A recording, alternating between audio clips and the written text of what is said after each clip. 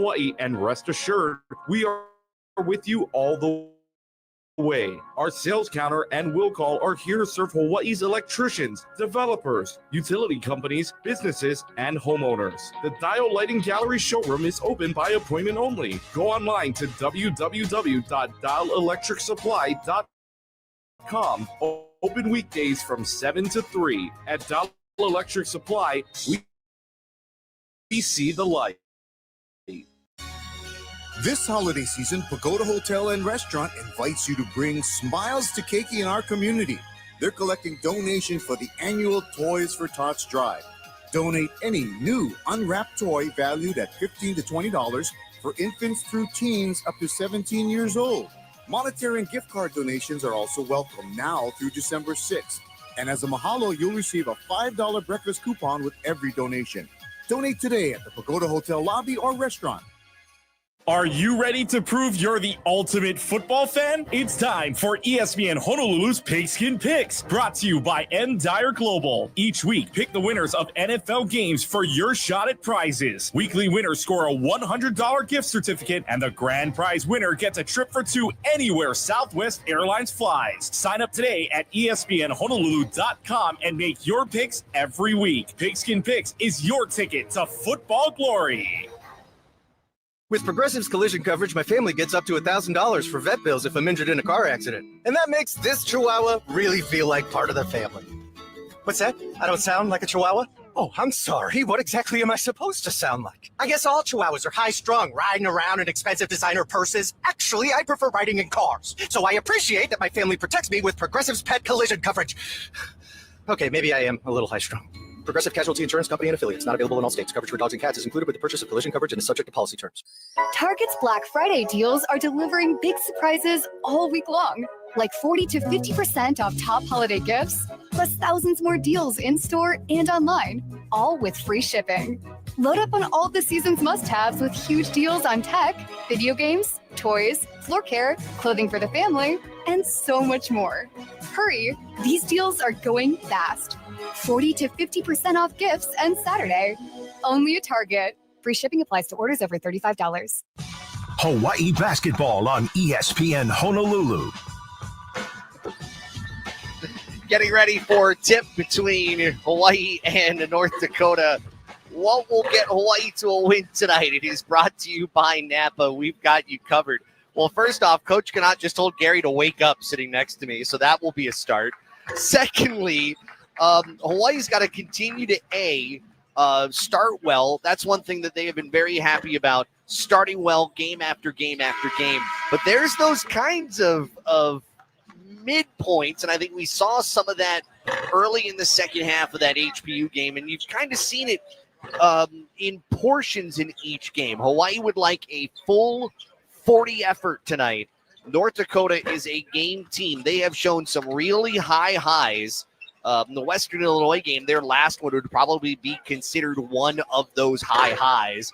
They have shown some really low lows. Coastal Carolina, they played Creighton earlier this year, would be some of those games that would represent that. But Hawaii knows they will get a team that is willing to battle with them tonight to leave the islands with a win. Let's pause 10 seconds here for Station ID. You are listening to Rainbow Warrior Countdown on ESPN Honolulu. ESPN Honolulu is Hawaii's sports leader. KKEA Honolulu, 1420 AM and 92.7 FM. Part of the IO family of companies. Josh Pacheco from Banco Arena at Stan Sheriff Center. When we return, we will have lineups and we will have tip.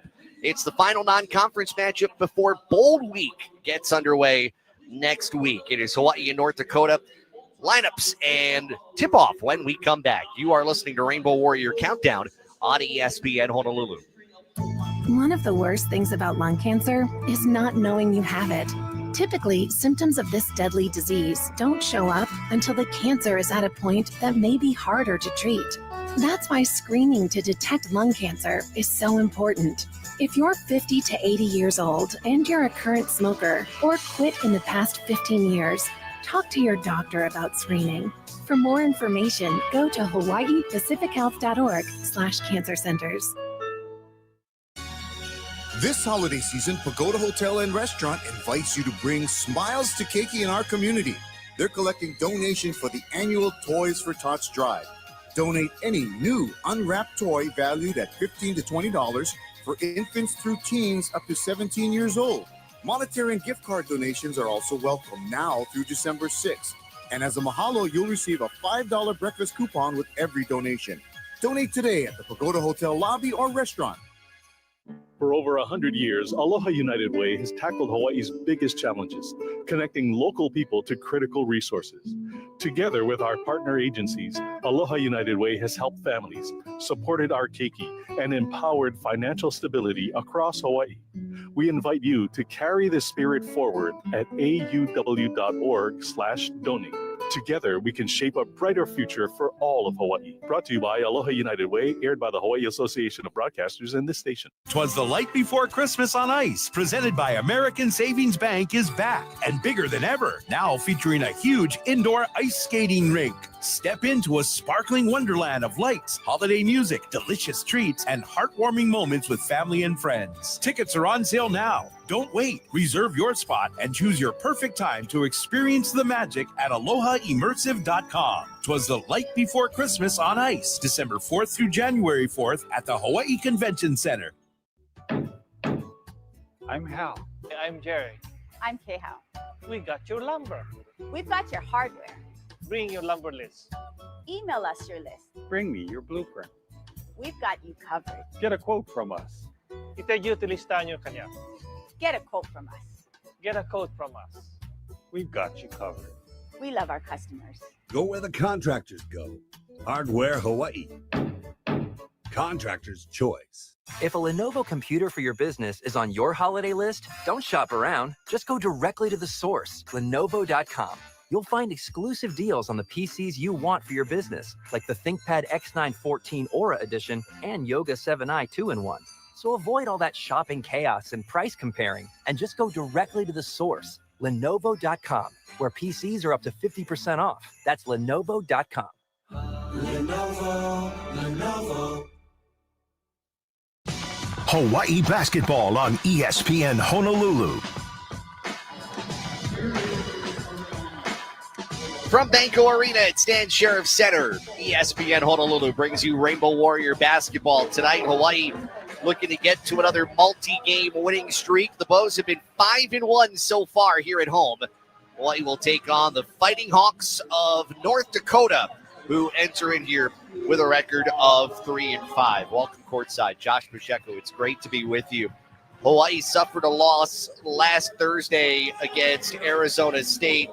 Avenged that on Monday, taking on crosstown foe Hawaii Pacific University, and is looking to build on that and shore up some things that may be a few deficiencies here and there before conference play gets underway with a very good UC Davis team coming in here on Thursday.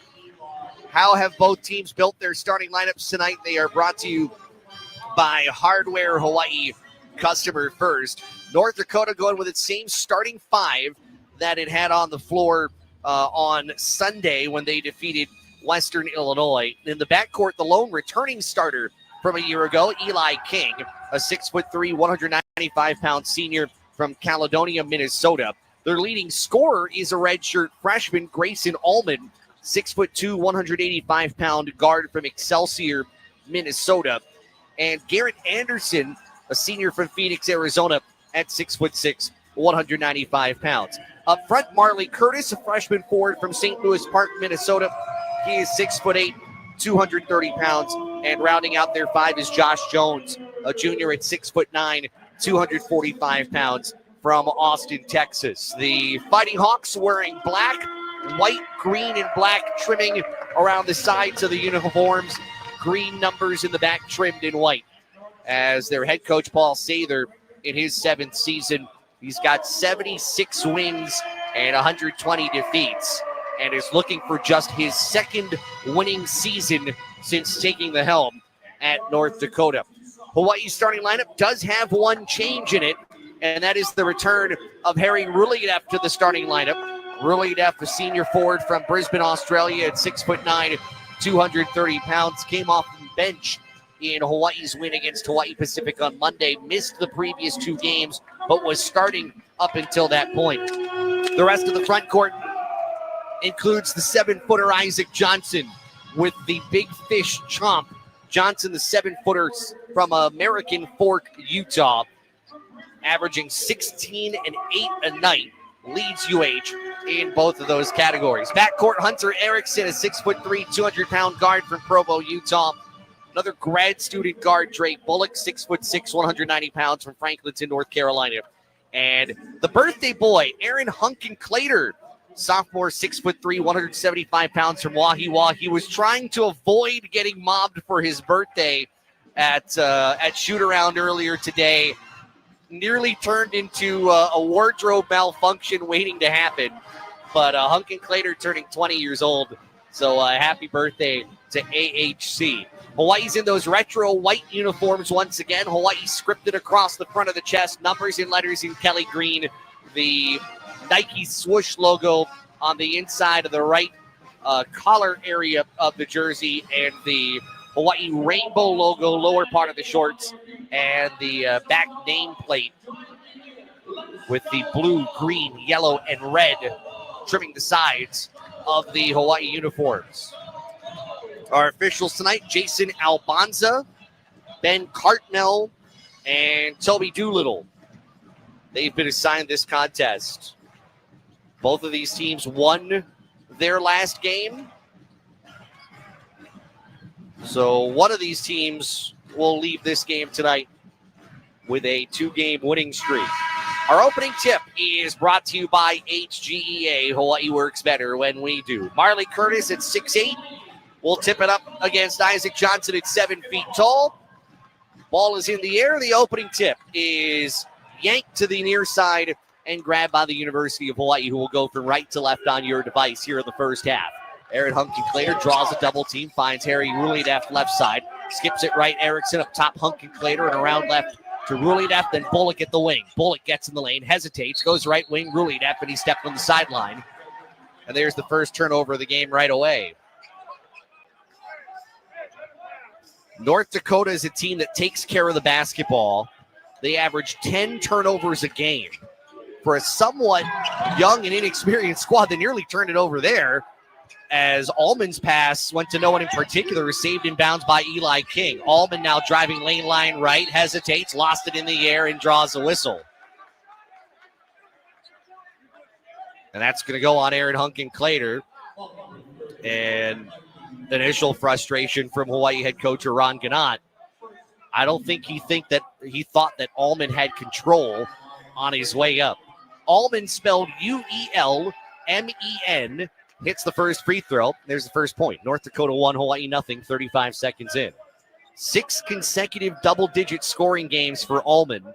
Scored 16 against Western Illinois on Sunday. Knocks down both free throws. Fighting Hawks have a 2-0 lead. Quickly across the timeline, Rulideff, and above the near wing, Bullock. Back up top to Hunkin-Clater, who's looking for Johnson. That ball was ripped away and stolen by Jones, who missed the dunk and then was hanging on the rim, tapped the ball away, and that's going to negate the basket or anything for that matter. It's an offensive goaltend. Josh Jones is going to have to live with that blunder for a little while. Was trying to finish up the break on the steal, went up for the dunk, and just short-armed it off the front of the front rim.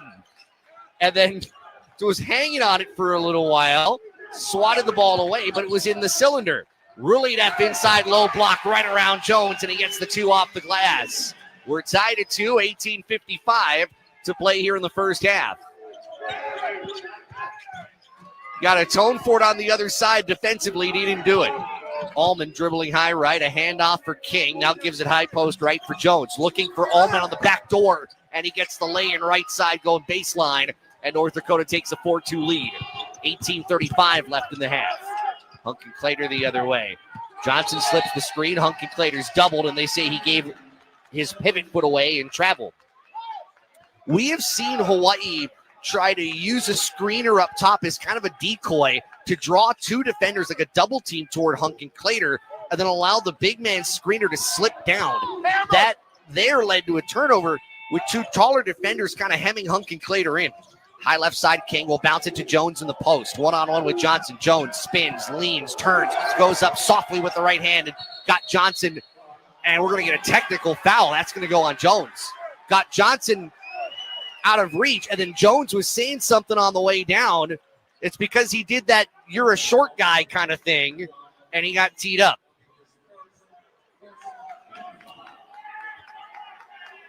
So Isaac Johnson will shoot free throws. He is one free throw away from breaking the consecutive free throw streak. He's tied it at 34. Tied it on Monday's game. This free throw good, and there's the record. 35 consecutive free throws for Isaac Johnson. And he's got one more. And that's good. 6'4" North Dakota. Here's the thing about that. It's a taunt. But the thing is, we've seen others do it, and they've gotten away with it.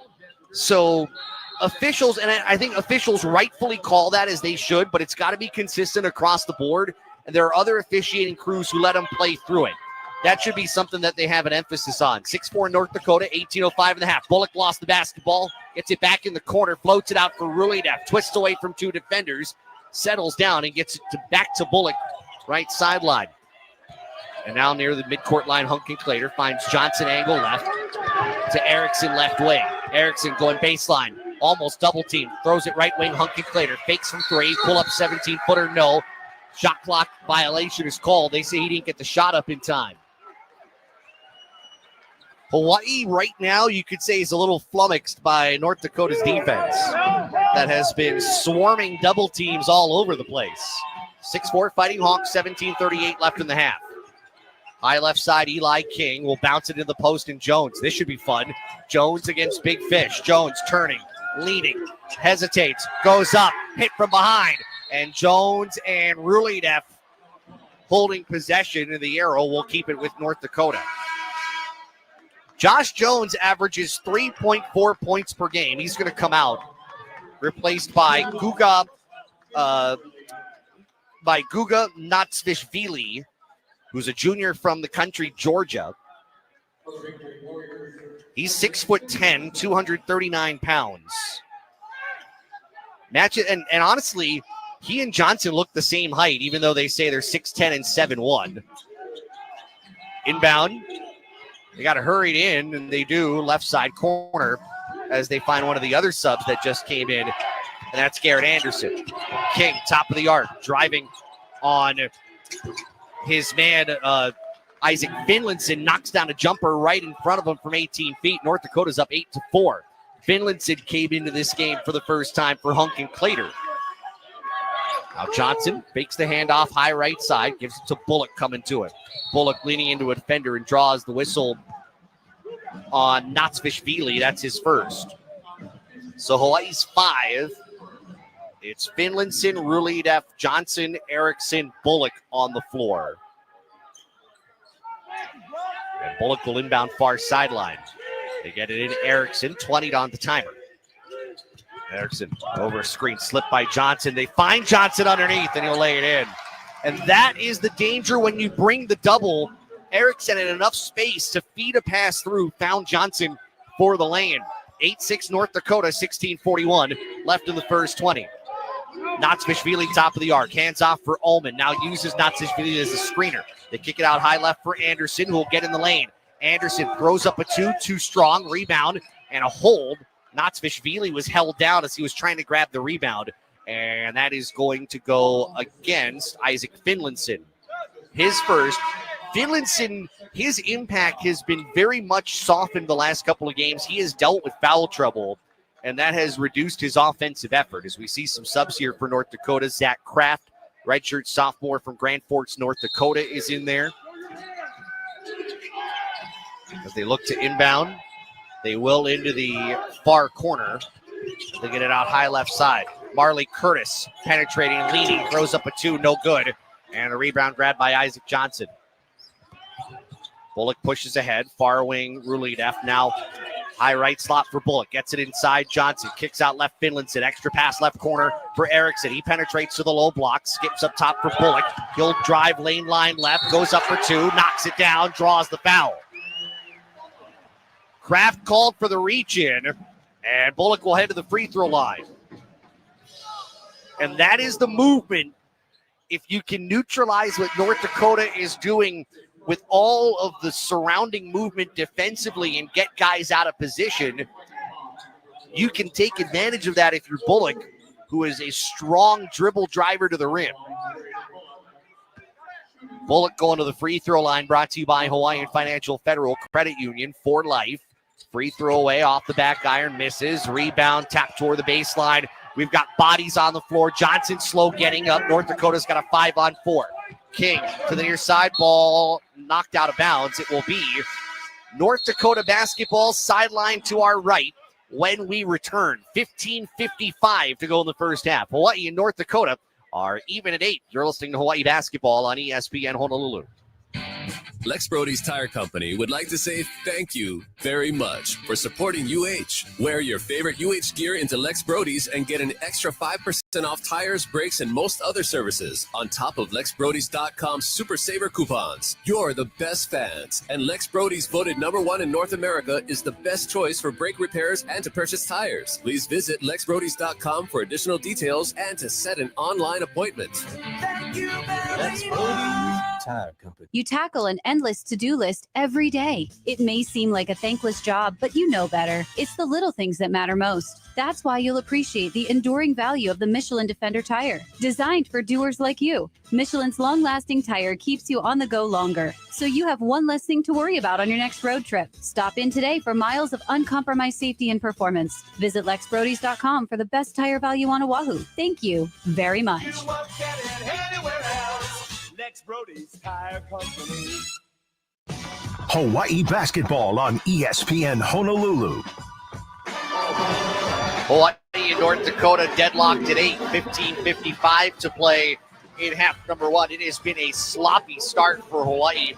4 turnovers here in the first 4 minutes and change that North Dakota has turned into 4 points. But North Dakota in its own right, you get that missed dunk that came from Josh Jones, and then he gets that technical not long later. They have not helped themselves here early on. Leading scorers, Isaac Johnson, 4 points for UH, 4 for Grayson Allman for North Dakota. But we've seen both these teams with some early subs here in the first few moments. I want to remind you, Rainbow Wahine basketball coming up tomorrow as Hawaii takes on Lindenwood right here at Banco Arena at Stan Sheriff Center. Tip Wells and Callan Spiller will have it for you. Coverage begins at 2:20, and that will be on CBS 1500. Rainbow Wahine basketball presented by Hawaii Pacific Health. Ball was hit out of bounds by Hawaii before the break. North Dakota will inbound just to our right with Eli King bringing it in. And King will throw it in near midcourt for Anthony Smith III. Gitas Namiksha is in for Hawaii for the first time. Long 3 away from the left wing. That good for Zach Kraft. And North Dakota takes an 11-8 lead. Fighting Hawks have been up and down from the three-point line this year, averaging 32.4% from the land of 3. Erickson. Rulidev slips the screen. Now Erickson drives, left lane line, cut off at the low block. Out to Namiksha, left open for 3. Can't answer. Rebound off of the miss off the left rim taken by King. And King will hurry to head left. Runs right into Rulidev. Lost the ball momentarily. Slings it back to the near side. Finds Carson Ozzie. And back out right for Anthony Smith III. To the top of the arc, Natsvishvili. With Namiksha on him, they fake the handoff. Now Smith III comes to it. Timer down to 9. Smith III gets in the lane. Cut off by Bullock. Fades at the low block. Misses. Bullock the rebound. Will let everybody clear it away and then throws it out for Erickson. Erickson behind the back dribble, gets space, gets in the lane, and an offensive foul is going to be called on Rulidev to wave off the basket. They're going to call Rulidev kind of clearing out space on the left side. They're going to call that kind of like a moving screen where he turns, kind of boxes out his man. Man, that's a very difficult call. That is a very difficult call. Waves off the basket. Rulidef's first personal. North Dakota leads 11-8. 14:45 left in the half. Natsvishvili bounce pass left, finding Kraft. They bring it back out to Natsvishvili straight away, top of the key. Can't get the dribble handoff. Rulidev trying to poke the ball away. Deflects a pass. It's loose to Namiksha. Namiksha's got Bullock to his left. He'll take it to the lane himself. Lays it in. Draws the foul. And Namiksha will go to the line. Foul's going to be on Kraft, and that's the second on him. And Giedis will try to complete the three-point play to tie the game. They got to a point where Natsvishvili was just hemmed off. He had no dribble. Rulidev did a great job keeping his arms up. And once he tried to pass the ball away, Rulidev's arms knocked down the pass. It led to the Giedis steal, the basket, and the harm. Namiksha coming off the bench. He's averaging 9.9 per game, but he was upping his numbers as a starter. Free throw good. And we're tied at 11, 14 and a half to go in the opening stanza. Coach Ron Ganot saying before the game, nothing about one or the other. Just in the lineup change, Harry Rulidev, they liked what they saw from him off the bench, and they figured, let's get Rulidev back in the lineup. 3-ball, Garrett Anderson, right angle, misses off the front rim. Namiksha flies in for the rebound, gets the outlet for Erickson. Erickson eyes ahead, uses a Rulidev screen, draws a double, moves it out right for Isaiah Kerr, who just came in to the left corner. Finlinson penetrates, Finlinson bump, throws up a two, gets it in. Finlinson kind of muscled that one up. He got it at the baseline, drew two defenders up as he faked the three. Was able to get down with contact, get the basket in. Hawaii's got a lead 13-11, 13:47 left in half number one. Smith the third gets into the corner, finds Uzi, and back out up top Eli King. Away from his screen, moves high left to Smith the third. Holding on to it with 8 to shoot. Now King's got Finlinson on him. Dribbles into a triple straight away. Misses off the left rim. Rebound loose on the floor. Namiksha's got it. He wants to run the break. 2 on 4. Namiksha's going to try to take it to the short corner. Cut off. Throws out up top. Rulidev fakes the three. Moves it to the near side. Kerr. And into the corner. Finlinson finds Kerr high left side. Kerr back from injury. He drives in the paint. Bounces right corner. Namiksha triple try away. That's around and out. Rebound grab by King. And he'll wait for everybody to get back, as Anderson had been down momentarily. 7 minutes elapsed. 13-11 Hawaii. Smith the third off the screen. Stops at the elbow. Up top for Josh Jones. Around to the left corner. 3-ball fired. An air ball out of the hands of Uzi. And here comes Kerr for Hawaii. Got the mismatch on Jones. And Jones got his foot out. The kickball as they were looking to get to Rulidev in the right post. Actually, they're going to call a hold. I beg your pardon. It's going to be on Uzi. There was a kick, but they called the foul first. Uzi picking up the personal. That's going to be his first. Erickson will inbound baseline to our left, far side of the floor. More subs from North Dakota. We'll catch up in a moment. Erickson's inbound goes at high right side for Kerr. Kerr across left Namiksha, now near side wing for Namiksha, for Finlinson. Showed the three, now throws up a wild two left side, no good from the short corner, about 7 feet away. And here comes Allman for North Dakota. Works off a Jones screen. Allman steps back, goes to the near wing. Anderson and back out. Allman across the perimeter, left for Anthony Smith the third. Using a right-handed dribble. Jones slips the screen. They keep it. Jones now has it straight away. Hands off for Allman. Driving on Kerr. Allman runner right of the lane. He banks it in. He just kind of threw it up as the timer was winding down, was able to get it to drop and tie the game at 13. 12:08 to go in half number one. Erickson twisting, goes far wing. Finlinson draws help up top to Rulidev. Fakes the pass, moves around left. Kerr for three. That's good. Isaiah Kerr's first three of the year. He missed his first 9 to start the 2025-2026 campaign. 16-13 on the other end. Allman thought about the three, now steps back and fires over Kerr and answers a three of his own. And we're even at 16. Allman, a 39% three-point shooter, knocking down his first. He's a perfect 3 for 3 from the floor to start. 11:28 left in the half. Erickson, lane line drive right, kicks left corner. Finlinson, three off the right iron. And Allman flies in and grabs the rebound, and then a foul's going to be called on Rulidev. Frustrated is Rulidev. He just picked up his second foul. That's a big one here early on. We got 11:21 to go in the first half. Hawaii and North Dakota tied at 16. This is Hawaii basketball on ESPN Honolulu. Do you hear that? That is the sound of BMW performance without a single piston or cylinder. A generation of all-electric vehicles designed and built like no other. The BMW iX, i7, and i4 revolutionize every drive into a thrilling opportunity to feel the pure rush of BMW 100% electric. But isn't that what you'd expect from the ultimate electric driving machine? Find your BMW today with a test drive at BMW of Honolulu. Did you know emotional symptoms are common after a concussion? Anxiety, sadness, irritability? These feelings can make everyday life harder after a head injury. And if you've had emotional struggles before, recovery could take even longer. That's why it's so important to recognize and understand these symptoms are a normal part of healing. If you need help, contact a medical professional. Learn more at hawaiiconcussion.com. This message was brought to you by Hawaii Concussion Awareness Management Program, HCAM. Hawaii basketball on ESPN Honolulu.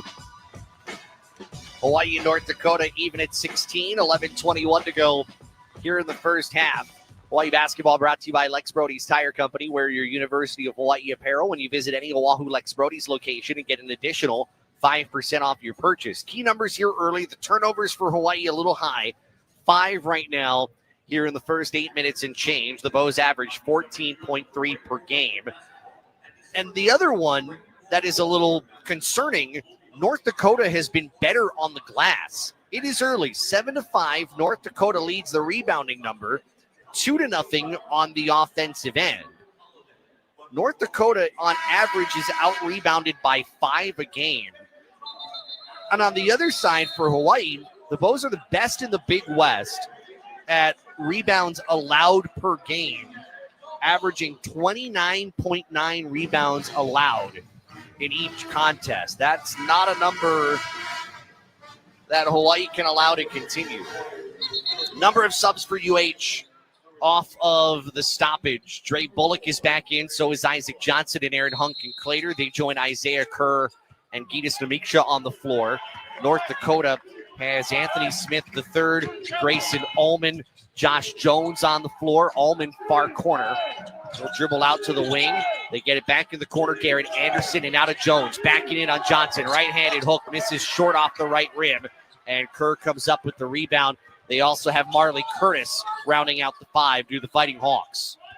Hunkin-Clater. Walking dribble between the rings. Looks left. Now reverses course. And we'll let everybody reset. Wants Johnson to get it. He has it top of the key. Dribbles right, hands off for Hunkin-Clater. Timer down to 8. Draws a double team. Hunkin-Clater almost had it stripped near midcourt. Left to Namiksha. Looks to the baseline. Kerr! The touch pass underneath! And it's the big fish! As the timer was winding down, Hawaii touched it to the near side. Great look by Kerr.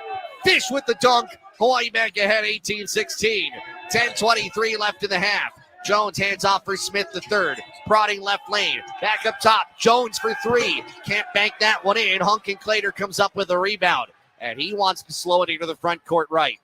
Draws a double team. Slings it right wing Johnson. They'll skip it left for Bullock. He drives baseline. Bullock inside. Johnson leans in. Gets it poked away. Ball goes off the backboard. Bullock's going to grab it. He's hammered. No whistle. They bring it back near midcourt and Hunkin-Clater will reset. Lots of contact. Officials let him play. Johnson, top of the key to the near side. Bullock, timer to 3. To Kerr with 2. Leaning, runner for 3. No good. They're going to say a shot clock violation. Is it just me or did that get off before the shot clock? And I think that's the second time that that's happened. I think it happened to Hunkin-Clater earlier where it looked like they got the shot away, but they still called it a shot clock violation. Turnover nonetheless, 9:44 to go in the half. Hawaii's got an 18-16 lead. Ullman, the redshirt freshman, running point here for North Dakota. Oh, almost double dribbled. Chest pass left corner for King. Back out for Ullman. Bounce pass top of the key. Natsvishvili.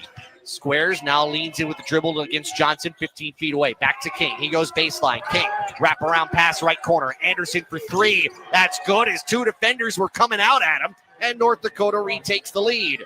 19-18, 9:14 left in the first half. That is already 3 threes for North Dakota, starting off 3 for 7. Skip pass left wing for Kerr. Kerr looking in. They find Namiksha against the smaller defender. Draws a double. Slings it out right corner. Bullock to answer. Can't, but we'll get a loose ball foul. This is going to go on North Dakota. A hold on King, who was going up for the rebound against Gitas. King's first. You're seeing a size disadvantage with defenders in the post. Smith at 6'1", King at 6'3". This is a small lineup outside of Knotsfishvili at 6'10" on the floor, and that ball ripped away off the inbound by Anderson. A careless turnover from Hawaii. It's 7th here in the half. Smith the third, standing dribble right, goes across the floor left. Allman, guarded by Kerr. Allman stumbles around and away from his screen, got his defender off his marks. Allman goes reverse, baseline right to left, gets around the 7-footer Johnson and lays it in to give North Dakota a 3-point lead. 21-18, under 8.5 to play here in the first 20. Hunkin-Clater, one-hand pass near wing for Bullock. Bullock stops his bounce up top for Johnson. He'll float it in the paint, finds Namiksha, up for two. No, but he's fouled. And that should be King's second. And it is. That's a notable foul. King now has 2, along with Kraft off the bench, who has 2. And Namiksha will go to the free throw line. And that's that size situation we were talking about, where they were able to lob it to Namiksha, who had about a 4-inch size advantage over the defender in front of him. It's a good look inside by Johnson. Gitas to the free throw line, hits the first. Hawaii back within 2. Hunter Erickson is back in. For the first time, Yassine Toomey is in for Hawaii. Toomey, 6'10" grad student from France. Those subs brought to you by Dial Electric Supply. They see the light. One more for Namiksha. That free throw's good. And it's 21-20 North Dakota, 8:19 left in the half. Allman, outstanding redshirt freshman. Dribbling between the rings, bounce pass, straddling the three-point line. Knotsfishvili straight on. Drives on Toomey left side, leans in, goes up for 2. Toomey got his hands on it, and the ball goes out of bounds. Last touch by North Dakota. Great job by Toomey. He was being kind of bullied down, but he kept his arms straight away and forced Knotsfishvili to really kind of lose control going down lane left. Hawaii trailing by 1, 21-20, 7:55 left in the half. Toomey floats at angle right for Namiksha. The reverse course left, Hunkin-Clater in the post for Toomey, deflected out. Toomey gets it back. Back to the high left and Hunkin-Clater. They'll reset with the timer at 10. Draws a double between the rings. Hunkin-Clater's got to get it away. Turning, gets between those two defenders, finds Namiksha, who goes up and flies in for the two-hand jam. Just enough patience as Hunkin-Clater was able to pivot, find some space. Namiksha took care of the rest. Hawaii back ahead, 22-21, 7:23 left in the half. Allman, step back 3 right wing. Way off the mark. That one didn't draw iron. Bullock will push it ahead right side for Hawaii. Thought about the 3, drives on Anderson, leads, hesitates, up for 2. That's in, and he draws the foul. Foul's going to go on North Dakota, and a chance for a 3-point play once again for Hawaii, as the Bows on a 6-0 run have darted back out to a 24-21 lead. 7:12 to go in the first half. This is Hawaii basketball on ESPN Honolulu. I'm Hal. I'm Jerry. I'm Kehao. We got your lumber. We've got your hardware. Bring your lumber list. Email us your list. Bring me your blueprint. We've got you covered. Get a quote from us. Itagyuti listahan nyo kanya. Get a quote from us. Get a quote from us. We've got you covered. We love our customers. Go where the contractors go. Hardware Hawaii. Contractor's choice. Hey, what you doing in the tree? Oh, I was trying to install this photovoltaic on the roof. Then the ladder fell. Bro, I had to go bathroom, so I tried climbing down this tree. Now I stuck. I don't think that's what they meant by go green. Yeah, brother. Just help me get down. If you want your PV system installed right, call a unionized electrical contractor today at 847-5341. IBEW, local 1186, lighting your path to the future. Hawaii basketball on ESPN Honolulu. Hawaii on a 6-0 run to take a 24-21 lead on North Dakota. Part and parcel they have reasserted itself in the front court. Since that last stoppage, Hawaii has out-rebounded North Dakota 5-0. And maybe one of the biggest areas when we talk about reasserting itself near the rim, rebounds better, points in the paint. Hawaii is doubling up North Dakota 16-8. And Hawaii's bench starting to come into play 12-3, including Gitas Namiksha's 7 points. That has been a real spark for Hawaii, who is shooting 60% for the floor thus far at 9 for 15. They have already had a couple of and one moments here in the half, and a chance for one more. As we'll see Dre Bullock to the line.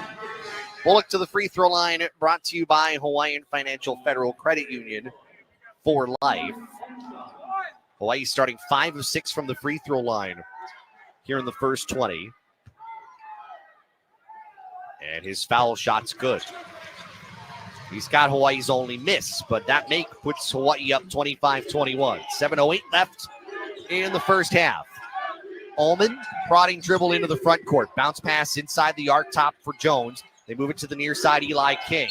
Tried to bounce it toward the post, and Bullock got his leg out, drawing the kick ball. Shot clock will reset to 20, and the Fighting Hawks will inbound at the baseline to our right, with Ullman who will trigger it in. Ullman looking to his right. Now comes to the near side, finds Zach Kraft, who's got 2 fouls. Back out for King, and his pass taken away by Bullock. He's going to fly! 2-hand jam off the steal. And Hawaii continuing to push the pace, that time off the turnover. It's a 6-point lead, Hawaii's largest. 6:41 to go in the half, 27-21. Ullman doesn't use the late screen, gave up his dribble, moves the ball across the floor left for Garrett Anderson. Gets a Jones pick. Anderson leaning right side, lost the ball off his foot, taken away by Erickson's. Got a 4-on-2 for Toomey in the lane. Right-hand lane is good, and North Dakota will call for time. That is an 11-0 Hawaii run. Turnovers have fueled it. Toomey, who is trying to go right to the rim, actually bobbled the basketball in his forward progress to the lane. Still gathered, went up, got the 2, and pushes Hawaii to a 29-21 advantage with 6:23 left in the half. North Dakota's only turned the ball over 4 times, but those last couple leading to the breakout dunk by Bullock, and then the Toomey transition to. Hawaii has 10 fast break points in this game. 10-0 in that department. And that is kind of where Hawaii wants to be. Hawaii wants to play fast, be fast. As the inbound comes in to Ullman for North Dakota, who they've got some work to do to try to turn this around. Down by 8. Ullman finds Kraft, quick fire, long 3 off the right rim from about 26 feet away. And then Jones going for the rebound against Gitas Namiksha is going to be called for the foul. And that is the second on Josh Jones. 9th team foul against North Dakota. So bonus the rest of the way for Hawaii, as Namiksha will head to the line. 7 points, 3 rebounds in 10 minutes. And that's where, whether it's Namiksha, whether it is Harry Rulideff, you know that in whatever position that you put them in, there's a confidence that they'll take care of business, as Namiksha knocks down the first free throw. Lead now 9, 30-21. In this case with Rulideff, he started this game, but he's dealing with a little bit of foul trouble. That's hampered him just a little bit. Second foul shot, and Gitas misses off the back iron. Bullock the offensive rebound. Hunkin-Clater, left angle 3 off the right iron. Anderson controls the rebound after it hits the bottom of the iron. He gets the outlet left for Anthony Smith III. Smith almost lost the dribble. Up top for Ullman. Ullman drives left of the lane, and they're going to call an offensive foul here on North Dakota. And that is on Natsvishvili. And guess what? That's the same thing that Harry Rulideff did on the other end when he was trying to clear out space to allow his man to get right to the rim. Natsvishvili did the same thing, and the official called him for that one. his second. And it's 30-21 with 5:52 in the half. North Dakota has not scored in about 3 minutes. Hunkin-Clater finds Toomey, high angle left, moves it to the near side. Bullock trying to float it to the baseline to Namiksha, and that goes out of bounds. Namiksha got bumped, and that kind of slowed his progress getting to the basketball, and it does lead to Hawaii's 8th turnover. Ullman coming forward. North Dakota going left to right on your device. Bounce pass between the wing and angle left for Matthew Bothan. Ullman kicks to the right side corner. 3 ball. That's an air ball off of the arms of Marley Curtis, and Hawaii will get it away from Toomey to Hunkin-Clater. Near side Erickson hesitates, gets in the lane. Easy laying off the left side of the paint. Finishes with the offhand. 32-21, Hawaii's largest lead. As the run continues, it is 14-0 over the last 3 minutes. Ullman, right of the lane, drives, gets across left for Marley Curtis. His 2 goes, and he is hacked hard and goes to the ground. He'll go to the line. The foul called on Bullock, and that will stop the bleeding here for North Dakota. But Curtis going hard to the rim and getting the 2. Marley Curtis, his brother Micah, is his twin, is on the team but is injured. He is not playing as Curtis hits the free throw. Makes it 32-24. 5 minutes to go here in the first half. It's Curtis's first points in his 8 minutes. He started this game. Erickson left wing. Gets a screen from Namiksha, who slips it to get it to Namiksha inside. Easy 2 as he had momentum off that pass. Got right around Anderson coming to the low post. And it's 34-24. Hawaii by 10. 4:35 in the half. Ullman off the screen. Stops at the elbow. Up top for Bothan for 3. Off the right iron. Erickson goes up, gets the rebound away from Curtis. And Erickson wants to run ahead. Slows down to the right wing. Looks to the baseline. Toomey has it. Hesitates. Lost the ball. Goes across the floor left. Hunkin-Clater trying for it. It goes out of bounds. And it's last touched by North Dakota. And it will stay with Hawaii. As Kerr will come into the game. So will Johnson. Hunkin-Clater and Toomey will come out of the game. Toomey saying he got hit in the eye. That's where he lost the basketball. Doesn't trigger any kind of a review from the official. Inbound into Erickson. So Erickson, when Hunkin-Clater's not in there, Erickson's the point guard in the offense. Namiksha, right side corner. Floats it in for Johnson, who bobbled the basketball, and it's taken away by North Dakota. He had an easy flush if he just held on to it. Ullman gets in the lane, floats, lay in, no, from straight away. But he will draw the second foul on Dre Bullock. So Grayson Ullman to the line. 4 minutes to go here in the half. Hawaii holds a 10-point advantage on North Dakota, 34-24. You're listening to Hawaii basketball on ESPN Honolulu. At Fort Ruger Market, they fit in your everyday lifestyle. If it's spam musubis or mini bentos for the youth game, or takeout family meals for the busy parent, Fort Ruger Market is there with the delicious plate lunch and poke. With everyday 10% discounts for firefighters, EMS, and law enforcement, or Military Mondays and Senior Tuesdays 60 and over. Fort Ruger Market. You bring the family, they'll bring the food. Aloha, Kanoa Leahy here, and I am thrilled to tell you about Kahala. Kahala Aloha shirts are stories of our island home. Stylish, comfortable, designed by local artists, Kahala has been part of our ohana since 1936. As a proud partner of Let's Talk Sports, we encourage you to wear the original Aloha shirt that generations have loved. Pick one up for yourself at one of Kahala's 6 stores island-wide, or you can visit them online at kahala.com. Hawaii basketball on ESPN Honolulu. 4 minutes to go. Hawaii's got a 10-point lead here in half number 1. It's 34-24. Hawaii leading North Dakota. Hawaii basketball on ESPN Honolulu is brought to you by the Hawaii Ford dealers. So far, Hawaii is out rebounding North Dakota 14-8, but it has been paint dominance here, 24-10. Hawaii in the paint. And off of missed shots and turnovers, Hawaii has been able to run the floor. An 11-0 fast break advantage for Hawaii, and that is largely what we have seen here in the first half.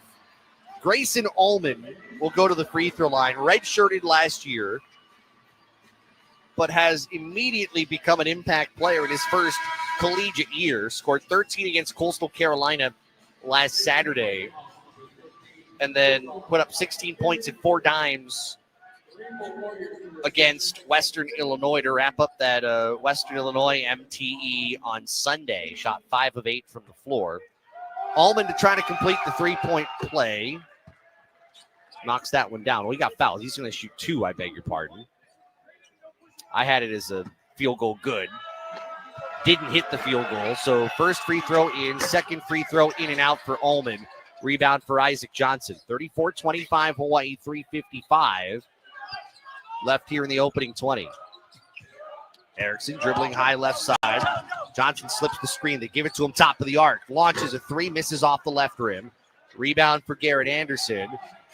And Allman will bring it ahead far side of the court. Wants a screen. Gets it from Natsvishvili. Lost it, and it's right in the lap of Johnson, who lobs it ahead for Kerr. Kerr, an easy lay into the rim. Johnson the dime. An 11-point lead. 36-25 with 3:23 left in half. Anthony Smith III, another freshman. One-hand pass right wing, Anderson. Clanks the 3 off the back iron. Loose ball taken by Allman. Got hammered going between 2 defenders. Lost it out of bounds. Paul Sather's livid. He's wondering how that's not a foul. I mean, I get it. He was going into the rim, and he got he was going through a pinball machine between 2 defenders, and it didn't draw a whistle. Both coaches have had their issues with officiating, to be sure. 36-25, Hawaii, 3:03 left in the half. You can hear Paul Sather having a discussion with the near side official. Erickson between the rings, gets a Johnson pick, draws a double team. Erickson far sideline in trouble, skips it near side for Isaac Finlinson. Finlinson's got 10 on the timer, will back his man down, draws a double team, leans in, his 2 off the glass, too strong. Loose ball to the baseline, saved in bounds by Marley Curtis. Two players go down to the floor. Again, Paul Sather's looking for a whistle. Allman in the lane, throws back up top for Curtis. In the lane, around Namiksha, misses the 2. Kerr comes up with the rebound, and Paul Sather's looking for a block. Kerr running ahead, bounces it to Erickson, gets the left-handed lay-in. Paul Sather's livid. He's been looking for 3 calls in the last minute and has got none of them. 2:15 left in the half, 38-25. Smith dribbling between the circles, near side for Anderson, just above the wing. Back to Smith between the rings, Hawaii in a man defense. High post right, Natsvishvili squares, and there's a foul as Smith goes to the deck, colliding with Kerr. And Kerr looking at the official saying, what did I do? To be honest, that's the least of the contact that we have seen in the last minute and a half. Kerr called for foul number 1. That is team number 7. So 1-1 for Anthony Smith III. Leader in assists. He averages 3.6 per game. Second in the Summit League in assist to turnover ratio. Misses the front end of the 1-1 off the back iron. Finlinson grabs the rebound. Hawaii by 13, 38-25, 1:55 to go in the first half. Erickson, pass to the right wing, looking for Finlinson. It's off of his left hand and out of bounds. Try to put that in a tight spot with a North Dakota defender right on his hip. That's turnover number 10 for Hawaii here in the half. Allman standing dribble, right, goes between the circles. Chest pass for Anthony Smith III. Back to the right angle, Natsvishvili. Johnson gives him space. Dribble handoff up top for Allman, leaning with the dribble. Stops, one-hander 13 feet away. Barely hits the front rim, and then Johnson and Natsvishvili wrapped arm in arm. And Natsvishvili is going to pick up foul number 3.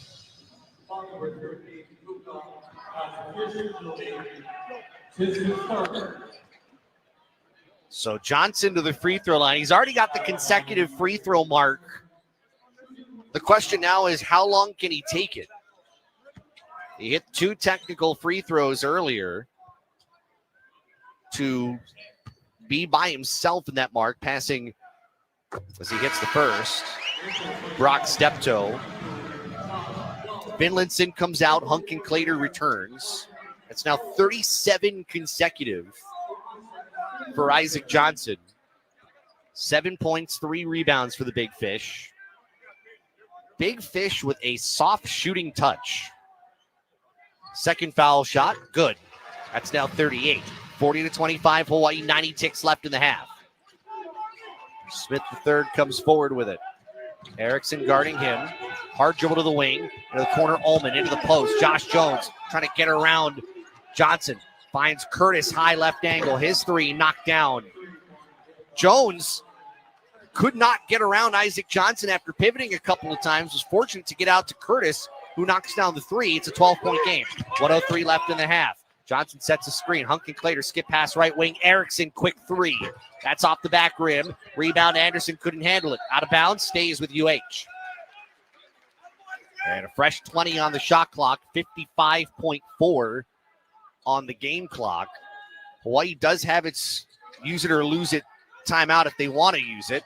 Hunkin-Clater inbound, finds Kerr at the low block. And an easy put in as he just kind of circled in front of the defenders and just sat there. Good find by Hunkin-Clater. 42-28, 45 seconds left in the half. Smith in the lane. Lots of contact on his way up. He'll go to the line. Foul on Erickson, number 1. And Anthony Smith, the third, will shoot free throws. That's just a lapse by Smith. Defensively, just didn't stay with Kerr. I mean, he just kind of tried to get between inbounder and Kerr and left too much space for Hunkin-Clater to get the ball in. The first free throw in. 42-29.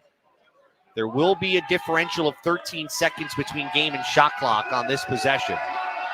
Second free throw, good. And it's 43-30, or 42-30, I beg your pardon. Matthew Bothan coming in here for Josh Jones.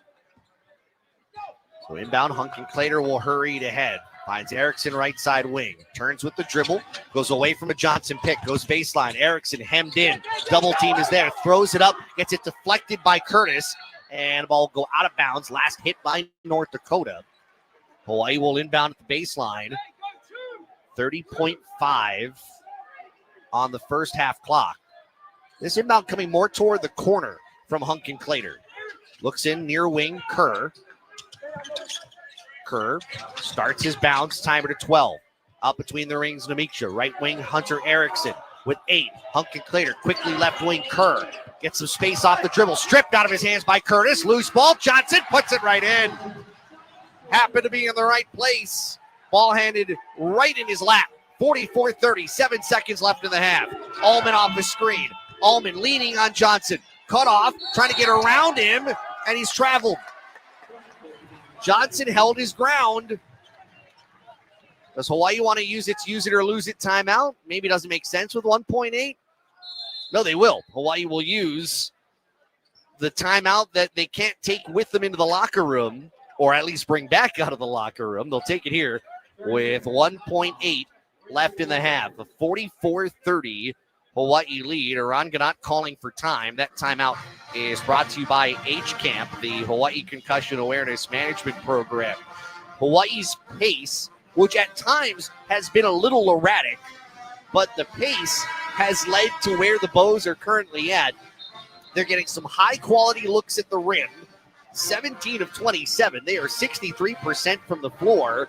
They are now dominating the battle on the boards, 19-11, and 32 of their 44 points have come from inside the three-point line. Hawaii has not done well from outside the three-point line this year. You get most of your points inside, that works. Hunkin-Clater inbound, thrown into Johnson. Touch for Erickson, running 3 at the horn, off the back iron, no good. That's why you call a timeout with 1.8 left in the half. You draw up a play, which that was clearly drawn up. It was a pass that was thrown across midcourt for Johnson, the 7-footer, who touched it to his right, our left, finding Erickson kind of getting up the floor. Erickson had just enough time to kind of take a step and throw a runner from about 23 feet. Wouldn't fall. Nonetheless, Hawaii's got a 14-point advantage going into the locker room. Bows 44, North Dakota 30. When we come back, our halftime report. You're listening to Hawaii Basketball on ESPN Honolulu. This UH sports season, stay cool and go green with Malona Ice Cream. Malona's creamy, refreshing bars are the perfect treat for every Bows fan. And now, you can enjoy Malona's new pina colada flavor, available exclusively in Hawaii. Whether you're watching from the stands or cheering from home, beat the heat and treat yourself to Malona. Find your favorite flavors at Costco, Foodland, Safeway, and 7-Eleven stores. Go green and enjoy Malona, the coolest way to cheer on the Bows. One of the worst things about lung cancer is not knowing you have it. Typically, symptoms of this deadly disease don't show up until the cancer is at a point that may be harder to treat. That's why screening to detect lung cancer is so important. If you're 50 to 80 years old and you're a current smoker or quit in the past 15 years, talk to your doctor about screening. For more information, go to hawaiipacifichealth.org/cancer centers. Sound familiar? At Mattress Firm, we understand there are many problems that can keep you up at night, like snoring, aches and pains, or sleeping hot. Our sleep experts have the unrivaled know-how to match you with a mattress that can help. And now through Monday, all brands are on sale at Mattress Firm with up to 72% off. For the great sleep you deserve, visit Mattress Firm. We make sleep easy. Restrictions apply. See store or website for details. With Progressive's collision coverage, my family gets up to $1,000 for vet bills if I'm injured in a car accident. And that makes this Chihuahua really feel like part of the family. What's that? I don't sound like a Chihuahua? Oh, I'm sorry. What exactly am I supposed to sound like? I guess all Chihuahuas are high-strung, riding around in expensive designer purses. Actually, I prefer riding in cars. So I appreciate that my family protects me with Progressive's pet collision coverage. Okay, maybe I am a little high-strung.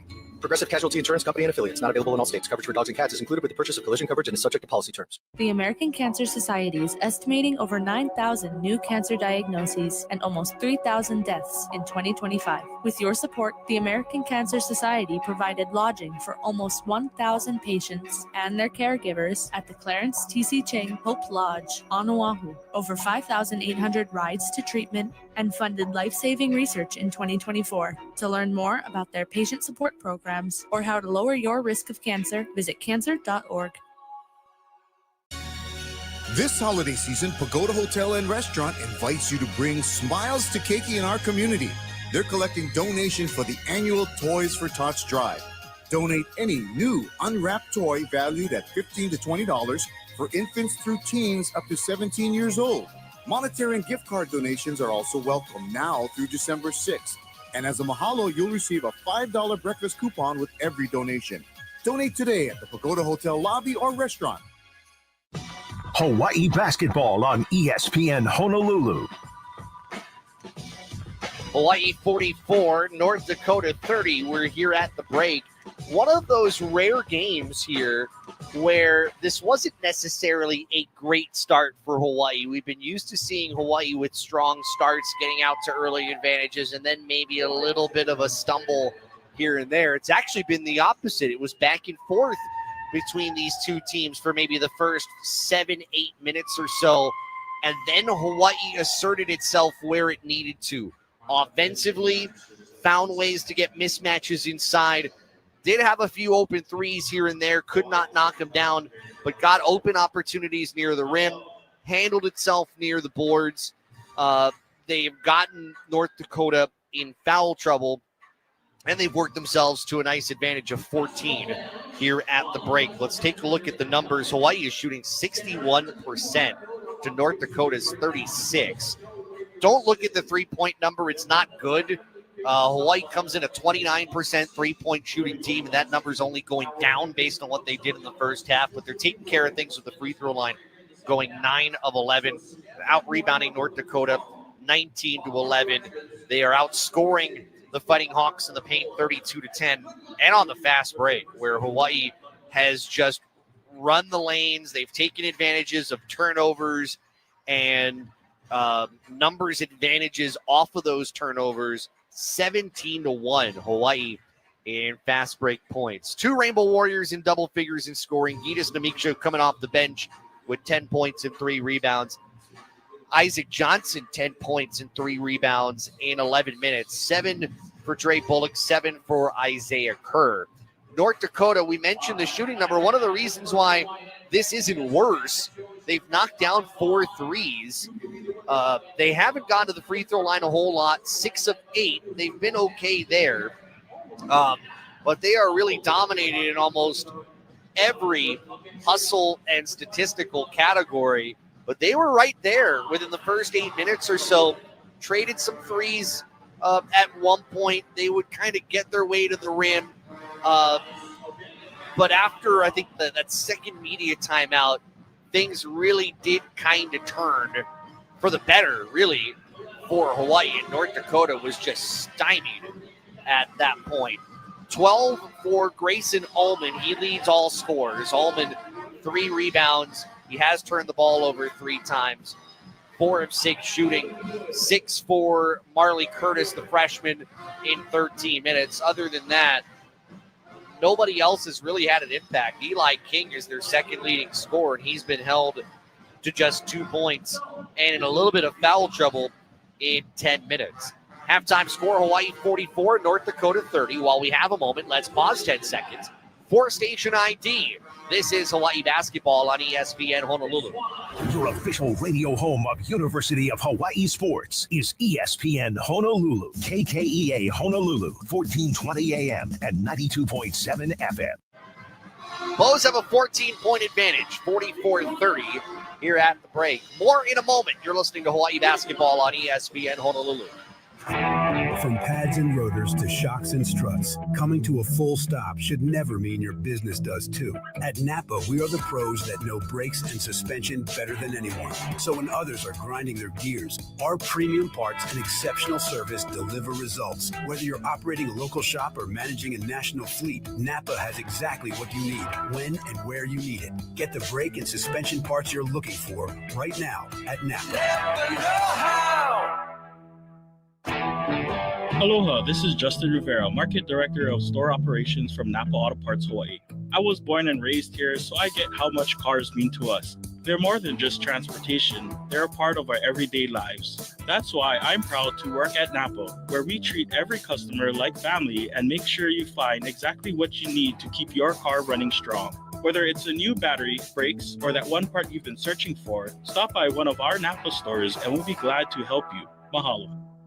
'Twas the Light Before Christmas on Ice, presented by American Savings Bank, is back and bigger than ever. Now featuring a huge indoor ice skating rink. Step into a sparkling wonderland of lights, holiday music, delicious treats, and heartwarming moments with family and friends. Tickets are on sale now. Don't wait. Reserve your spot and choose your perfect time to experience the magic at AlohaImmersive.com. 'Twas the Light Before Christmas on Ice, December 4th through January 4th at the Hawaii Convention Center.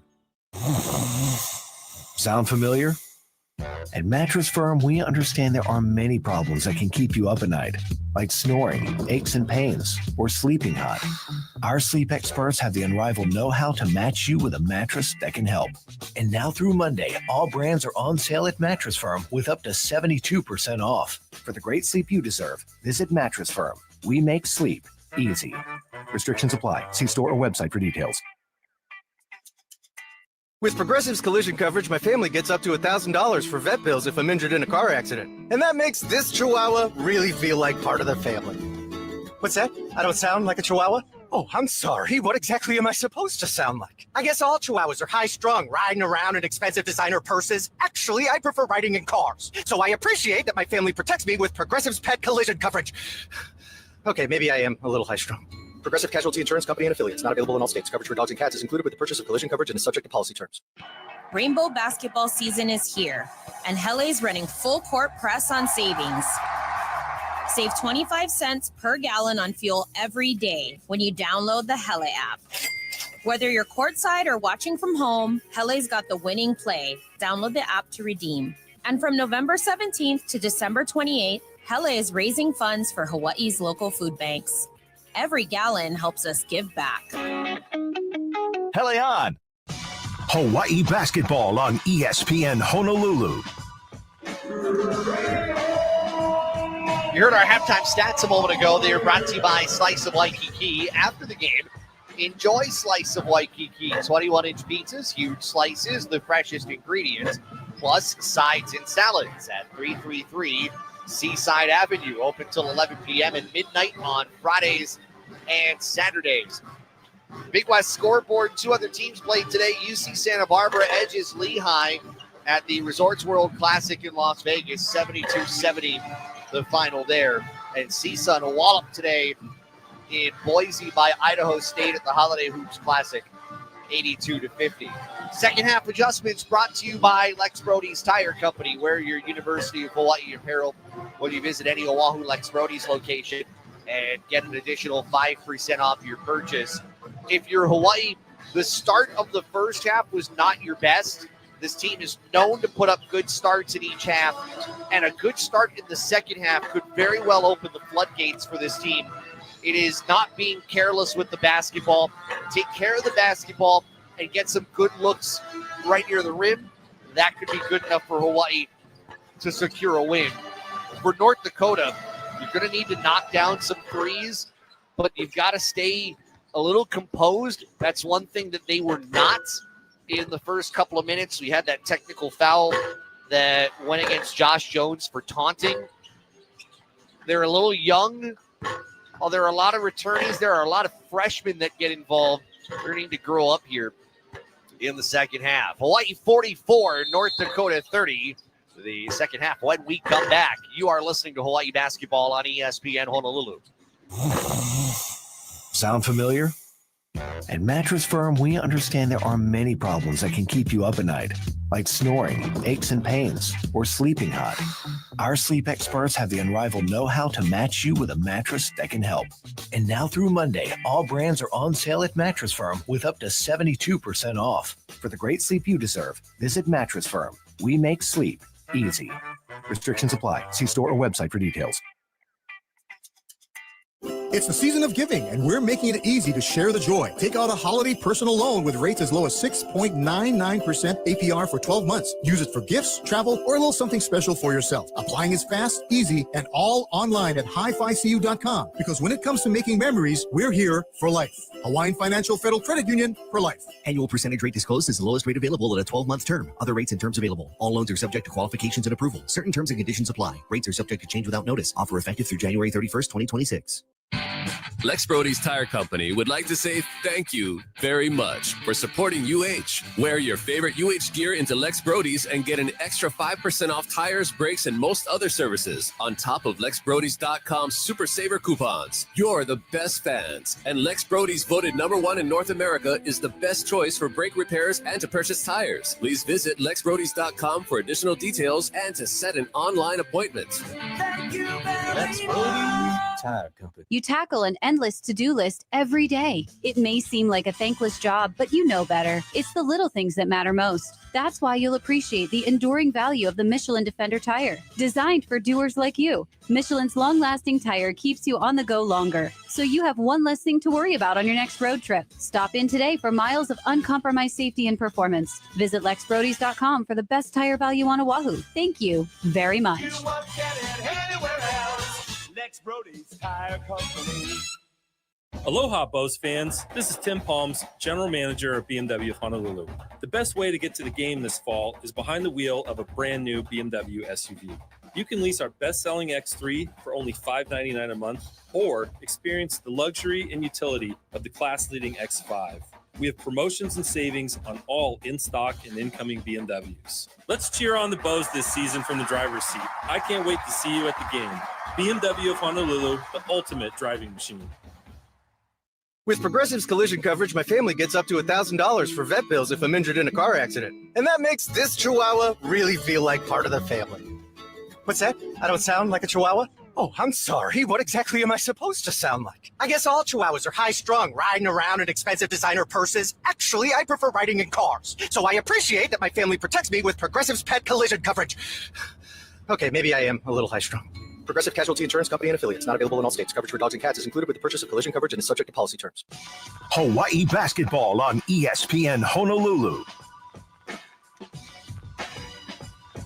Start of half number 2. Hawaii's got a 44-30 advantage on North Dakota.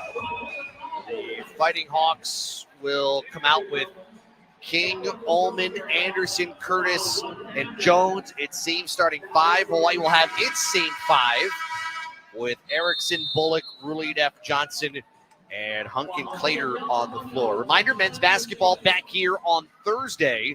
The Big West opener as Hawaii takes on UC Davis, 2 teams that will move over to the Mountain West Conference next year. Our coverage will begin 6:30 with Rainbow Warrior Countdown next Thursday night. Hawaii ball to start the second half as Harry Rulidef gets it into Aaron Hunkin Clater. Hawaii attacking the basket to our right. Hunkin Clater draws a double team. Hemmed in right near the Bank of Hawaii logo. To the right wing, Erickson gets in the lane, throws it out up top. Hunkin Clater, nice pass fake, pulls up for a 16-footer and knocks it down. Once you get it away from that double team near midcourt, you all of a sudden have a numbers advantage, and Hawaii played that to a 2 for Hunkin Clater. His first point, starting 1 of 2 from the floor. 46-30, 30 seconds gone by. Curtis dribbling to the baseline right. Now will back down Harry Rulidef. Throws it out high right for Jones. Around the perimeter left. This is Anderson off the screen. Anderson in the lane. Slotted out by Johnson. And the loose ball comes out to Hunkin Clater. Hunkin Clater across midcourt. Hurries into the paint. Throws it to Johnson, angle right. Big fish for 3. Nope, off the left rim. Rebound grabbed by the freshman Curtis. 16-point Hawaii lead, 19:03 to play. Ullman gets a late screen from Jones. Snakes in with a dribble. Throws up a 2 that misses. But Johnson with the contact. And Ullman to the free throw line. Foul number 1 on Isaac Johnson. And Ullman to the charity stripe. Team leader in points, averaging 13.8 a game.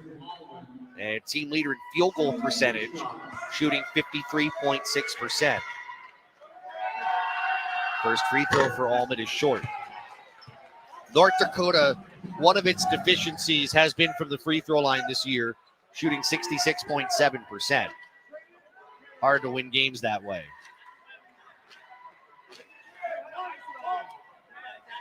Ullman gets the ball, 1 more free throw. 1 dribble, slight bend of the knees, free throw up, and good. 46-31, Hawaii's got a 15-point lead with 18:55 to go in the second half. Hunkin Clater one-on-one with Ullman between the big rings. Chest pass left wing for Erickson, quick fire 3, that's good. Erickson's first triple. Lead balloons up to 18, 49-31 with 18:39 to play. Left wing King goes baseline, reverse lay-in, clanks off the bottom of the rim, and then King strips Bullock's pocket. Ball goes out of bounds. It will be last touched by King. And it'll be Hawaii basketball. That 3, by the way, from Hunter Erickson, brought to you by Hawaii USA Federal Credit Union.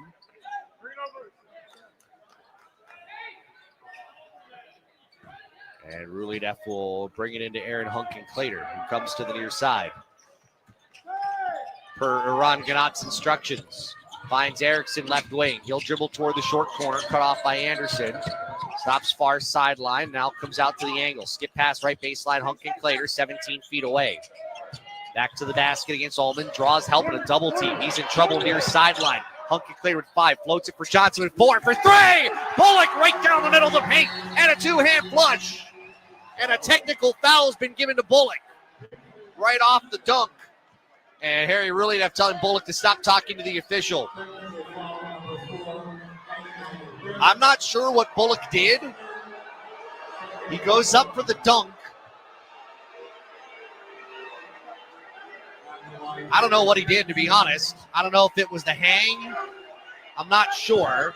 Anderson misses one of the technical free throws, and Iran Ganat's wondering, what did he do? Second free throw, short.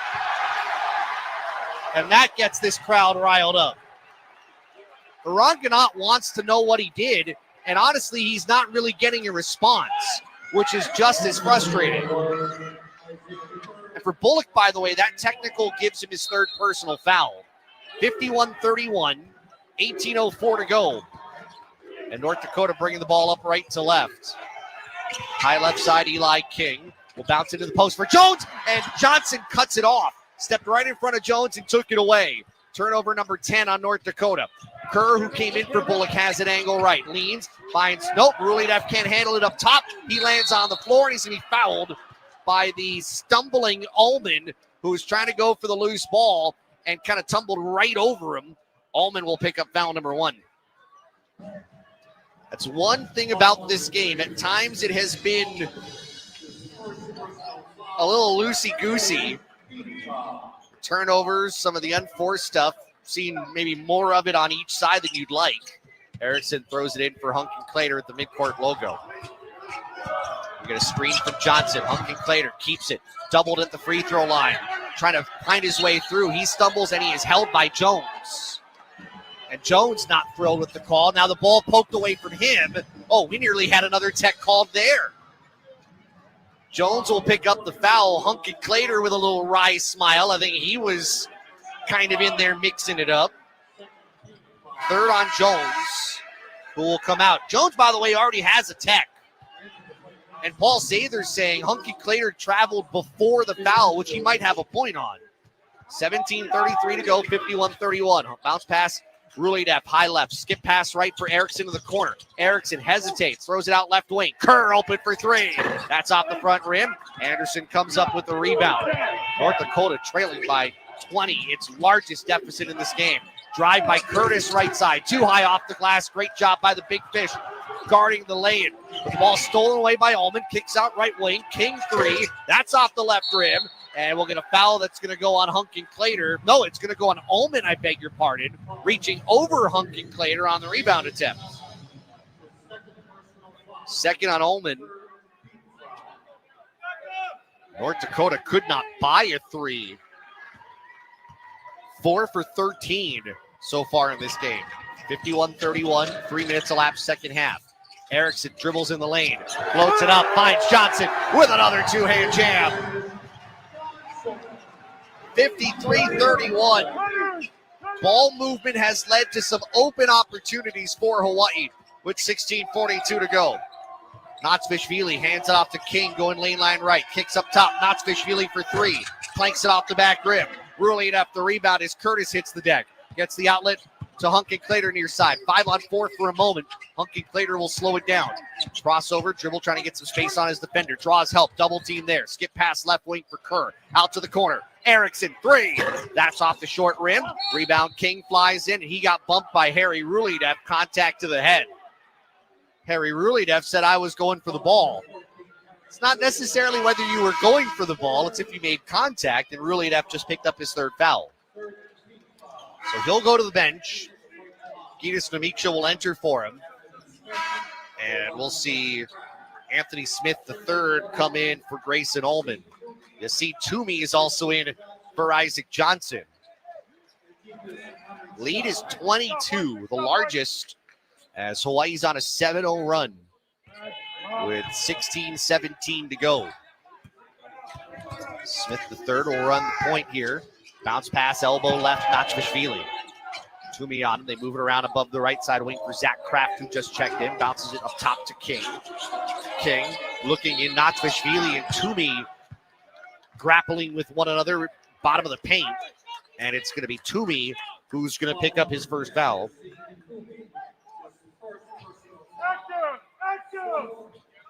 Trying to gain positioning. And the official on the backside saw Toomey being a little too handsy. Inbound Notsvishvili inside the arc right, goes across left for King and into the post. This is Curtis, right-hand hook over Namiksha, not close off the back rim. Rebound Erickson, middle of the court. Erickson leaning into the paint, draws a blocking foul on King. 3rd on King.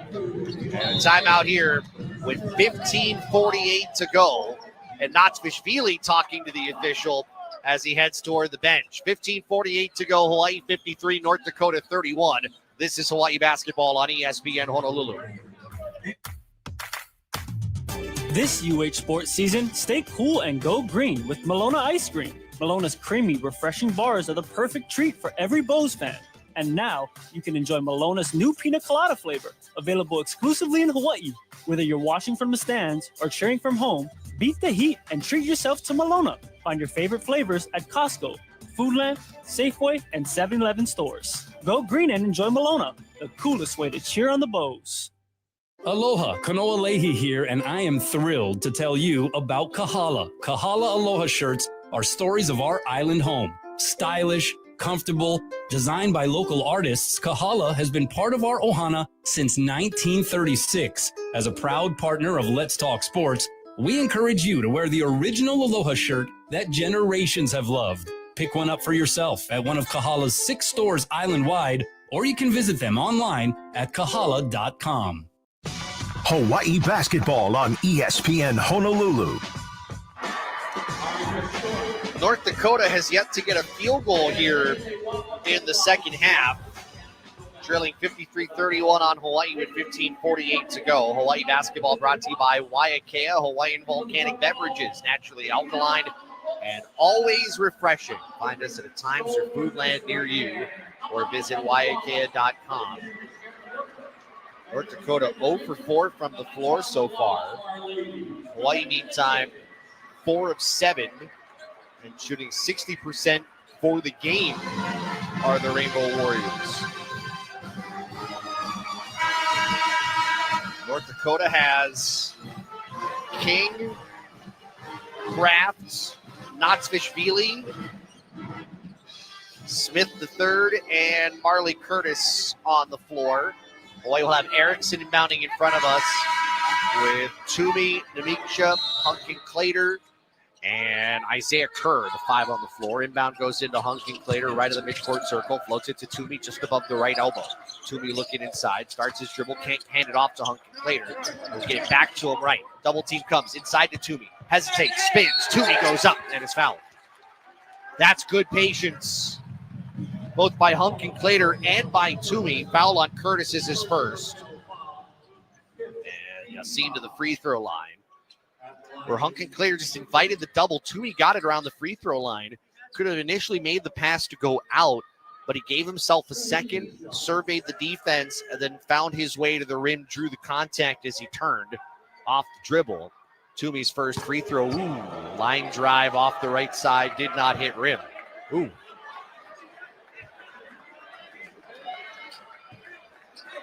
Toomey, a 56% free throw shooter. Second foul shot, good. 54-31, 15:35 to play. Hawaii is on an 8-0 run. They've outscored North Dakota 10-1 here in the second half. Knotsvishvili straddling the top of the key, goes left, driving is Smith, goes right baseline. Curtis driving to no. Knotsvishvili put back no, but he got hit on the wrist by Toomey. Toomey will shoot Toomey the foul, his second. And free throws for North Dakota. Kind of did a give and go with Smith III going lane line left. Tried to dish it into the corner because he knew he didn't really have a clean look at the rim. Knotsvishvili, free throw, good for Guga. His uncle Nikolaz Skidishvili was the 5th overall pick in the 2002 NBA draft by the Denver Nuggets, and his dad, Vakhtang Knotsvishvili, spent 19 years professionally in Europe. As the second free throw is good. Captained the Georgian national team for 10 years. Guga, 5 rebounds a game. He's just got 1 here so far. 54-33, 15:09 to go. Toomey, 19 feet away, straight on. Drives right of the lane, leans in between 2 defenders. That shot way off the mark. Gets his own rebound, puts it back in. Toomey now with 5 points, 56-33, with 14:55 to play. Smith III, one-on-one with Hunkin Clater. Has it top of the arc. Finds Kraft high left and back to Smith. Goes in the lane, drives and kicks left wing. King will penetrate, draws contact, and there is a foul, a push that's going to be called on Hunkin Clater. Hunkin Clater pushed Smith right into King. They're actually going to review this. So everybody's going to go to their benches. They're going to review this play. Foul right now is on Hunkin Clater. And we'll have to find out what exactly Hunkin Clater did to draw this review. So this replay review is brought to you by BMW of Honolulu, the ultimate driving machine. This was off of a push, and it was not like in a normal basketball play. It was as King was trying to drive to the rim, and Smith was just kind of pushed into him, and that led to the contact. Hunkin Clater did not make contact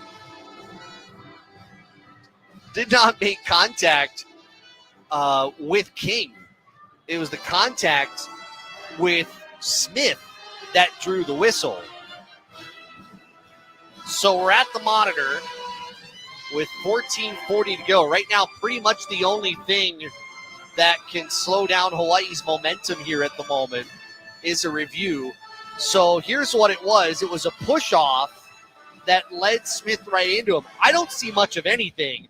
It looked like a push-off, an arm. It was to the left hip arm area. There was no contact to the head.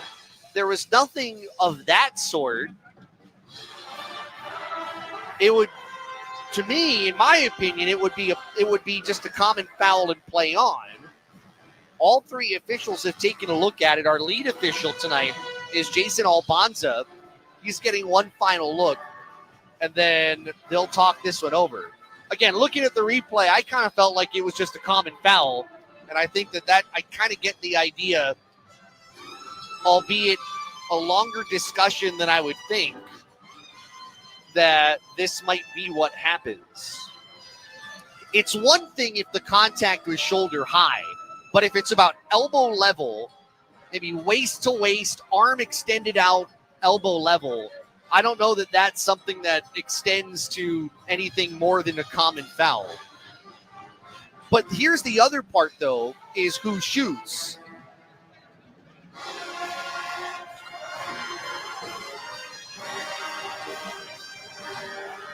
And the other thing about it, which I think is noteworthy, is I don't think, can you call it on the shot? Because the foul technically is, you know what? I think we're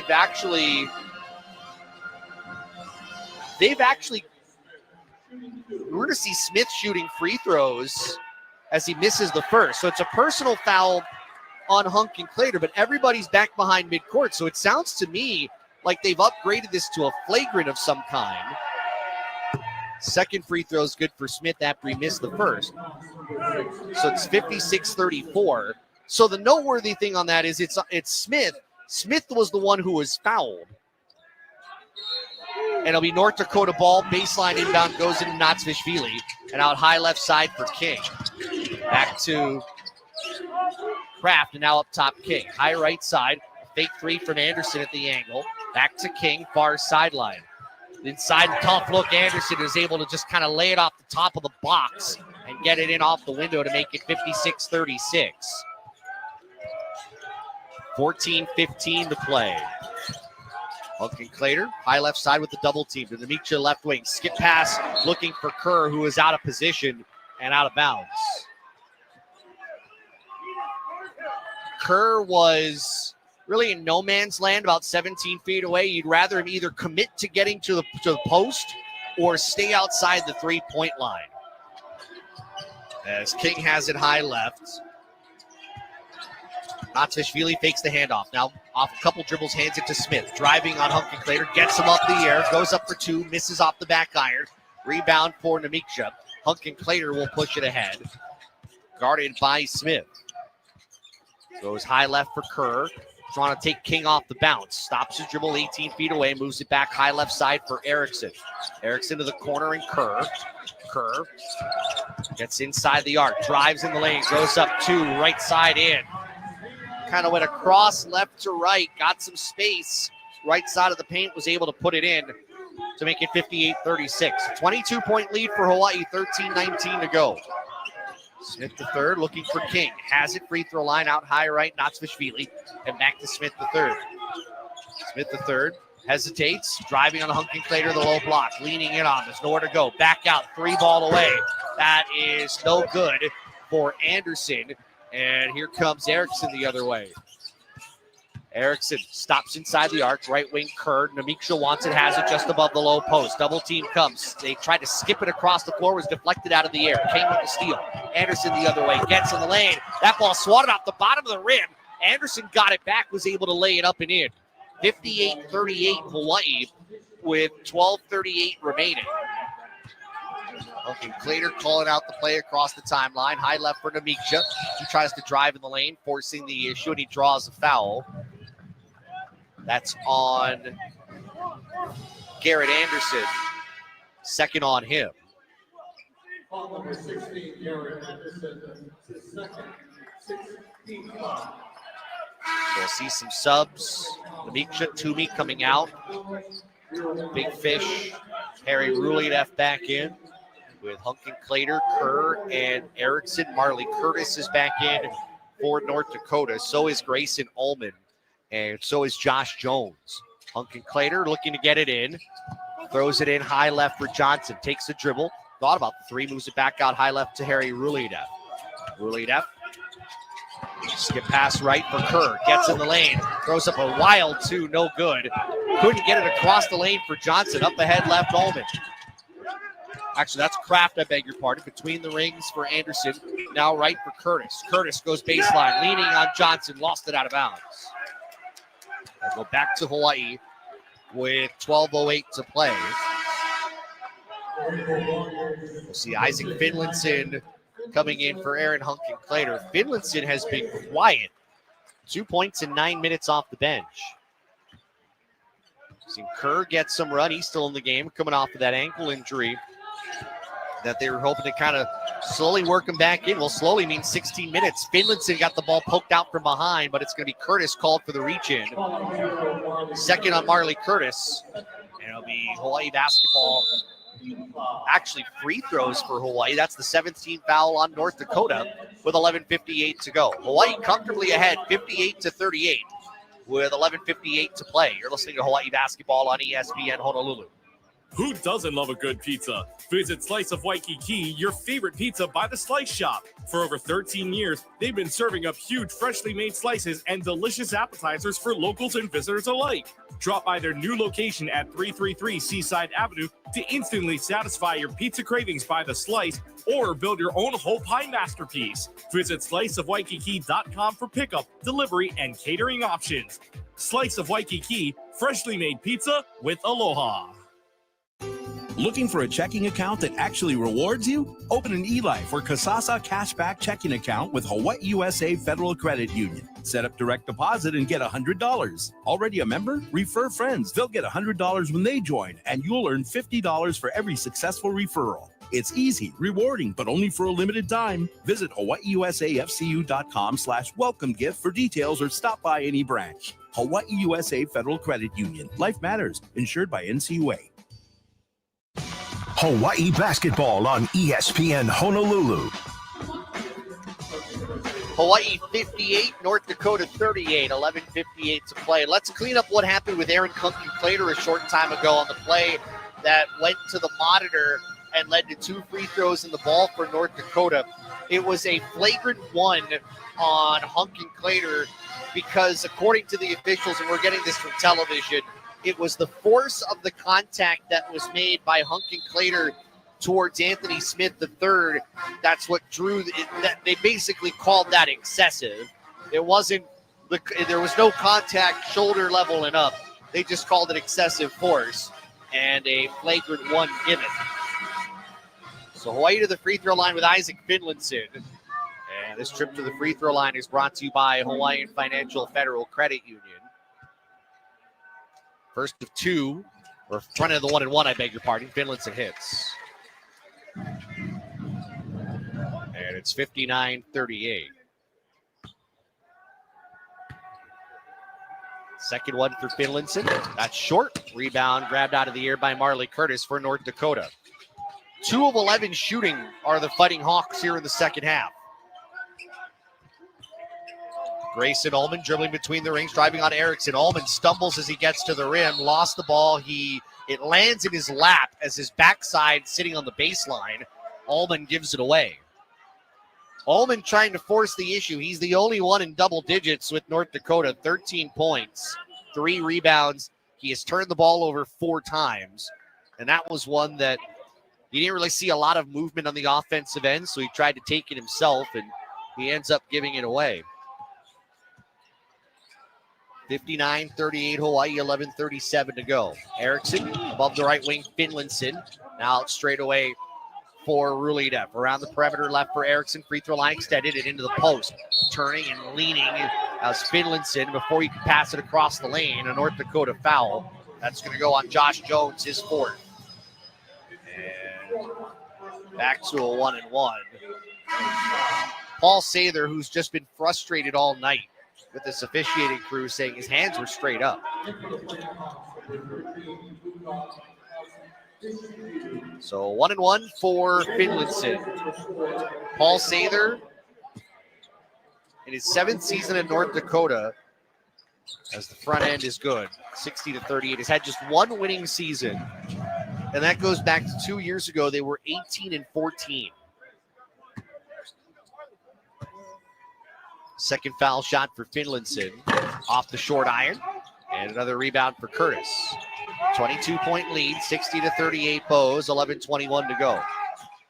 Ullman between the circles, crossover dribble, finds Kraft at the angle, back left for Ullman. Stumbles off the dribble. They're going to give that foul to Erickson.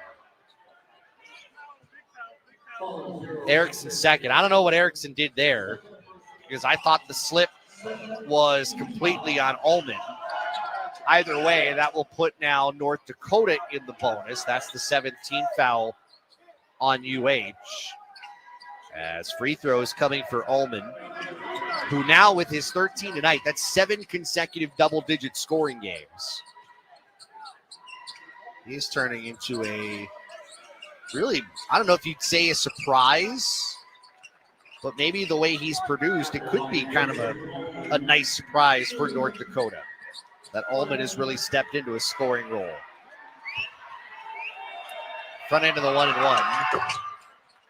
60-39 as that one is all net.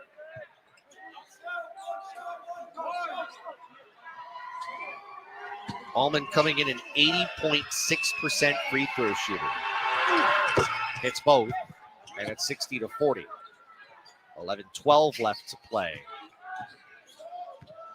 Boy, just kind of keeping its foot on the gas as we've seen here most of this half. Erickson almost dribbled himself into a turnover out of a double team. Finlinson bounce pass in the post. Rulidev skip pass right for Bullock. He'll dribble inside the arc. Stops at the low block, cut off by Curtis to the right wing. Finlinson 3. That's good.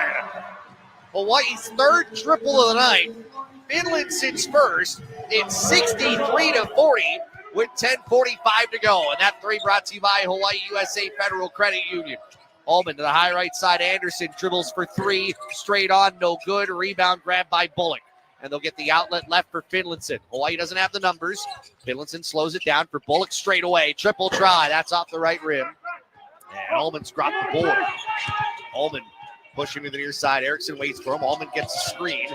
Moves back, crosses over on Erickson. Gets in the lane. Will bounce it to a cutting Kraft. And back out right baseline Curtis. He's cut off. Ball knocked out of bounds.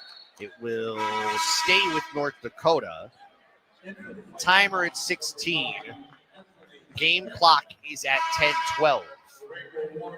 Hunkin Clater will re-enter as Erickson will leave. Smith the third back in for North Dakota, replacing Kraft. Inbound will be floated in. Natsvishvili's got it to the edge of the H logo and gives it up for Smith. Smith gets Bullock by on the dribble. Bounce pass Curtis. Cutting baseline. Missed the 2. Put back no from Natsvishvili. And here comes Hawaii the other way. Left side, Rulidev skips it right corner. Finlinson, triple try. That's too strong. Hunkin Clater fighting for the rebound. Is on the floor. Has it. And we'll get a held ball. Possession arrow's going to give it to UND. Hunkin Clater decided he didn't want to use the timeout to keep possession, but then again, they didn't have the arrow in their favor, so maybe that would be the time to use it, or you think, well, wait till the arrow's in your favor and then use the timeout to preserve the arrow. Either way, Finland's it out. Kerr is in. Bullock, Johnson, Ruledeff, Kerr, Hunk, and Clater, the 5 on the floor. Off the screen left, Smith the 3rd. Dribbling left side, trying to cross over on Kerr. Can't go anywhere. To the top of the arc, Natsvishvili. Kerr moving right around the screen, trying to get around Kerr. Can't do it. Bullock strips it away. It's off his leg, and he's got it. 2-on-2 the other way. Bullock gets his man up in the air, throws up a 2, misses. Ruledeff offensive rebound, and we'll get a foul that goes on North Dakota. And who you credit on that play, the foul's on Kraft. It's his 3rd. You got to credit Isaiah Kerr because he defensively stayed right with Anthony Smith the 3rd, worked right around the top, kind of the screener who was just trying to take up space, went around him in front and back, and it didn't give Smith anywhere to go to get a shot or a drive. Ruledeff shooting 1-1. Front end off the back iron, misses. Rebound grabbed by Allman. That's the last time Hawaii's going to be in the 1-1. That was the 19th foul. Allman drives left of the lane. Gets caught between 2 defenders. Couldn't throw it away. Ball loose on the ground. Ruledeff gets it away for Isaac Johnson.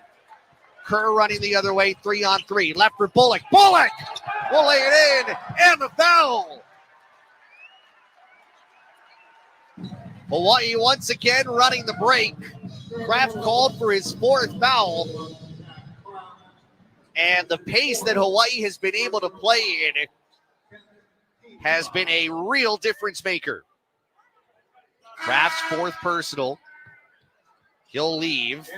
Garrett Anderson comes in for him. And Dre Bullock, who's being looked at right now by the trainer, as they have some wrap around his right wrist, will try to complete the 3-point play. 11 points, 5 rebounds for Dre Bullock. Scored 11 and grabbed 8 boards against HPU on Monday. Free throw up, off the back rim, misses. Rebound, tracked down to the baseline by Natsvishvili. Throws it wildly to keep it in play. And it's going to go, it's going to go out of bounds. And the officials are going to talk about this, so they're going to change the call. I mean, Smith the 3rd was literally sitting on the baseline with the ball in his possession on accident. And the official made the mistake. And so they're going to reset the clock. It's going to be at 30 as Hunk and Clater will get it in. They wait for everybody to settle here.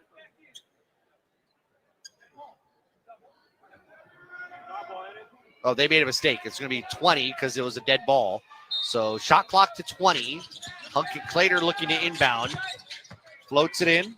Right side wing for Johnson. Hands off to Hunk and Clater. Trying to dribble around Natsvishvili. Passes left for Bullock, who will rise and jam it home.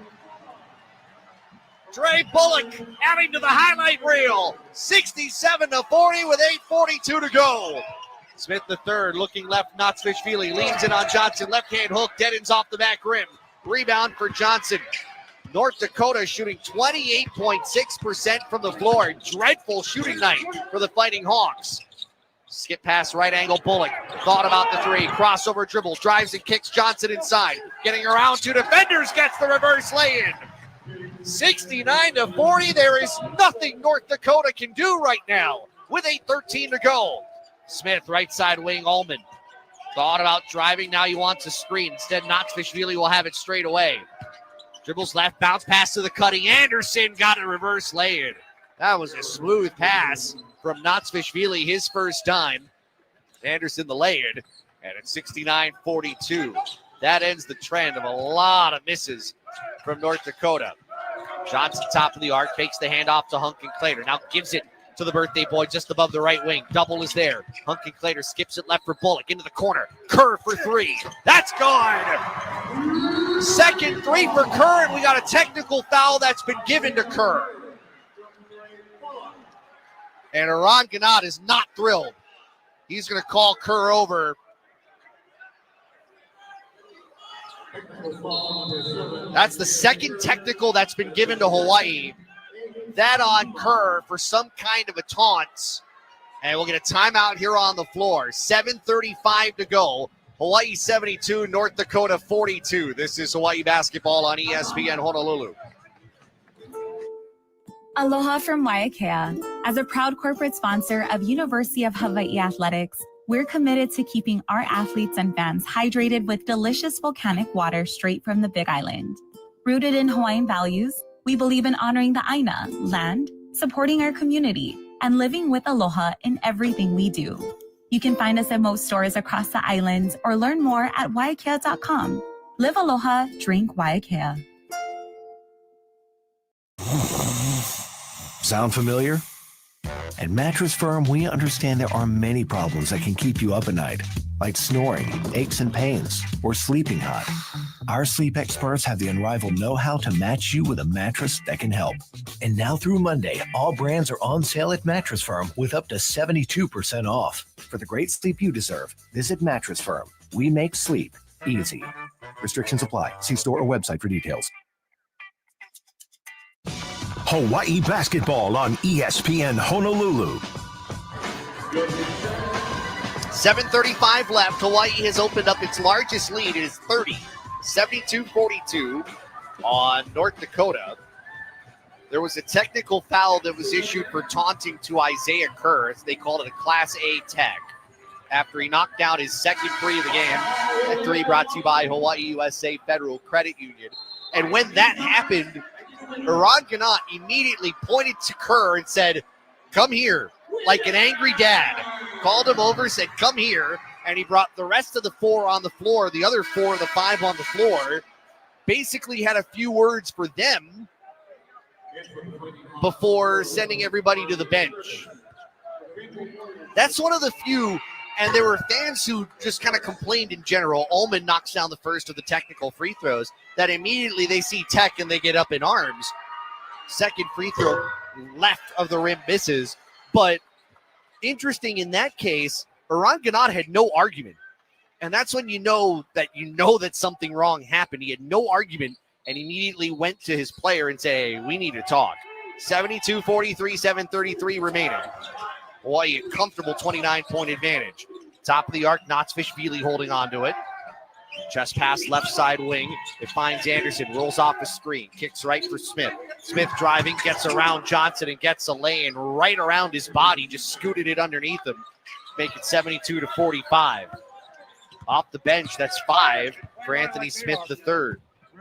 Hawaii's hit its last 4 shots. Johnson finds a cutting Bullock at the baseline, hangs, his 2, rolls in. Bullock puts that one in, 74-45. During the timeout, he was getting a little bit of a massage from the trainer on one of his legs. He's been kind of battered a little bit in this game. Smith driving left, cut off by Erickson, bounces it up top to Anderson. Garrett Anderson trying to drive on Bullock, leans in on him at the low block, turns, fades, misses too strong. Rulianev comes up with the board near the baseline and throws it out for Hunkin-Clater. Aaron Hunkin-Clater, just 2 tonight. We've seen him scoring double digits the last couple of games. Rulianev, high right, Hunkin-Clater. They'll float it to the high post and the big fish. He'll drive right, goes up, and is blocked on the way up by Anderson, who kind of knew what he wanted to do. Johnson wanted to try to drive and dunk it. Allman leaning in on Hunkin-Clater, draws the personal. Second on Aaron. And Allman will shoot free throws. It'll be 1-1. Credit Anderson. Actually, you know what? Johnson actually just lost it on his way up. I mean, Anderson will probably get credit for the block. Actually, they gave it to Knotsfish-Veely.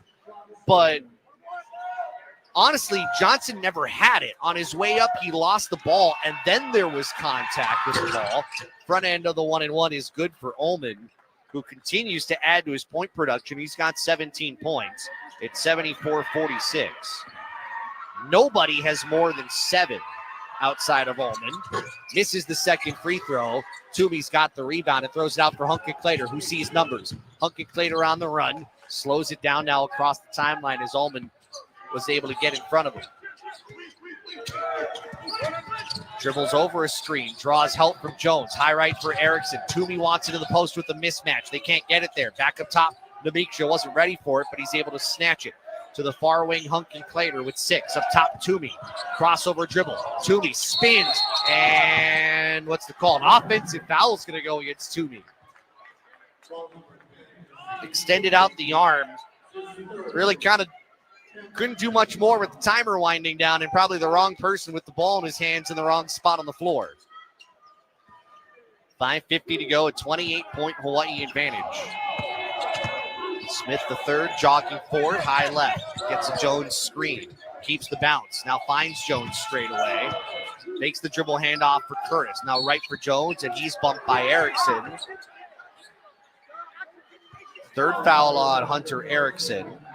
And free throws now for Smith. That's going to be 2 free throws now. Both teams in the double bonus. Tickets issued tonight, 4,088. And through the doors, 2,360. First free throw in for Anthony Smith III, who scored a career-high 17 earlier this year against UC Riverside. He is a true freshman from Hopkins, Minnesota. Hits the second free throw, 74-48. And Kerr will re-enter the game for Hawaii as Hunk and Clater will leave. Smith the third, 7 points. He is fourth in the conference in assist per game with 3.6. He's got just 1. Left wing, Kerr has it for Hawaii. Penetrates, goes up top for Bullock. Right of center for 3, in and out. Rebound grabbed by Jones. And Allman waits for him. Grabs the basketball, brings it up right to left on your device. Gets a late screen from Jones, uses it. Allman drives to the short corner, cut off. Bounces it in the lane. Jones lost it, but they're going to say that there was a reach in that drew it, and it's Bullock called for the foul. Fourth on Bullock. And 2 free throws for Smith. It's Coastal Carolina last Saturday, 8 points, 5 rebounds. Does a little bit of everything. But he missed the first free throw. Bullock out, Finlayson in with 5:07 to play. A nice hand for Dre Bullock. 15 points, 5 rebounds. Second foul shot's in. It's 74-48. Or 74-49, I beg your pardon, with 5:04 to go. You wonder if that's going to be the last we see of Bullock tonight. We'll see. Erickson, ball poked away from behind by Smith III, but it ends up in Finlayson's hands. He looks inside, finds Namiksha, gets the lay-in, and is fouled. And that is just a defensive lapse that goes against Marley Curtis. Namiksha just curled right around him. Finlayson got him the pass, and Curtis was caught with a jersey tug on Namiksha's way up. A free throw to complete the 3-point play is off the back iron, misses. Hawaii is surprising 12 of 20 from the free throw line tonight. Smith the third crosses off the screen, high right side Allman, and now Josh Jones straddling the 3-point line right. Hands off to Smith. Smith curling off a Jones screen, leaning with the dribble, goes up, his 2 right around Toomey, gets that to go, and now we got another technical foul, and that's going to go on Smith. Wow. Smith, I guess, got a little too talkative after making a very difficult 2. And he's going to pick up the technical as Hunter Erickson will shoot the technical free throws. And the first one's in. You know what? This game started as just kind of like a free-for-all.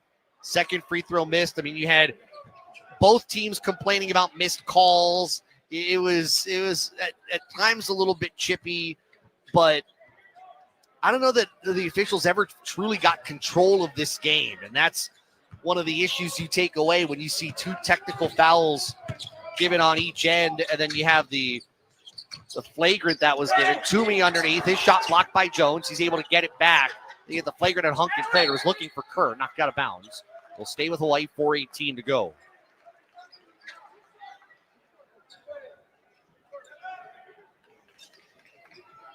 As Erickson will bring it in at the baseline. Looks left, looks right, will float it in for Toomey, gives it back to Erickson at the wing, draws a double team, throws it out up top for Kerr. A little wide of his reach, but Kerr has it off the dribble with 7. Hesitates and travels right into a double team. That's turnover number 16 on Hawaii. North Dakota's given it away 14 times. Hawaii's done a lot of other things very much better. Hence the 26-point lead, 77-51. 4:03 to play as Smith III crosses midcourt. Standing right over Josh Jones. Wants a screen, gets one late. Smith III stops baseline. Pull up 10-footer, knocks it down. That gets him now to 12 points. One of two Fighting Hawks in double digits. 77-53, 3:44 remaining. Finlinson foul, far sideline. Garrett Anderson runs right into him, his third. And free throws for Isaac Finlinson when we return. With 3:41 to play, it's Hawaii 77 and North Dakota 53. You're listening to Hawaii Basketball on ESPN Honolulu. Did you know emotional symptoms are common after a concussion? Anxiety, sadness, irritability? These feelings can make everyday life harder after a head injury. And if you've had emotional struggles before, recovery could take even longer. That's why it's so important to recognize and understand these symptoms are a normal part of healing. If you need help, contact a medical professional. Learn more at hawaiiconcussion.com. This message was brought to you by Hawaii Concussion Awareness Management Program, HCAM. Do you hear that? That is the sound of BMW performance without a single piston or cylinder. A generation of all-electric vehicles designed and built like no other. The BMW iX, i7, and i4 revolutionize every drive into a thrilling opportunity to feel the pure rush of BMW 100% electric. But isn't that what you'd expect from the ultimate electric driving machine? Find your BMW today with a test drive at BMW of Honolulu. Hawaii basketball on ESPN Honolulu. Hawaii has a 77-53 lead on North Dakota with 3:41 to go. Hawaii's leading scorer, 15 for Dre Bullock, to go along with 5 rebounds and 3 assists. 14 for Isaac Johnson with 6 boards. Story with Johnson tonight. He is now by himself the school record holder in consecutive free throws made. He came in with 34. Johnson is 4 for 4 tonight. So the streak continues. It's at 38 consecutive. His last miss was against East Texas A&M, the first Sunday of the season. Isaac Finlinson to the free throw line, and this trip to the free throw line is brought to you by Hawaiian Financial Federal Credit Union for life. Finlinson, 7 points off the bench, makes it 8 as he knocks down the first free throw. Both teams are in the double bonus the remainder of the way. Second one for the transfer from Snow College, knocks it down. 79-53 with 3:39. If you're both coaches, you want this one to be stress and problem-free the remainder of the way. Ullman drives to the rim, right down the middle of the paint, and gets a lay-in to move his number up to 19 with 3:25 to go and a 24-point Hawaii lead, 79-55. Hunter Carter entering the game for the first time for Hawaii. The freshman point guard bounces it right corner for Kerr. Dribble short corner, skips it left to Miksha. Up top for Finlinson. Finlinson penetrates and gets the lay-in to drop. That puts him now in double digits with 11. Hawaii leading 81-55 with 3:03 remaining. Marley Curtis, high angle left three. That's an air ball. AJ Economo is going to enter the game for Zay Kerr. 12 off the bench for Kerr tonight in his return after the ankle injury. Sidelined him for 2 games. So Economo in, the sub brought to you by Dial Electric Supply. They see the light. We'll see a number of subs for North Dakota. Carson Ozzie, Ryan Erickson, and Anthony Doppler, along with Zach Kraft.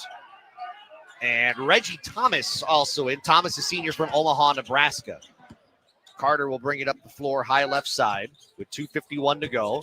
Dribbles toward the three-point line, cut off by Ozzie. Carter out of the near side, slings his pass to Economo above the right wing. He'll go baseline. Economo leaning in, slings it left corner to Miksha, out for Finlinson at the wing. Finlinson driving across the lane, left to right for Toomey. Lost it on his way up.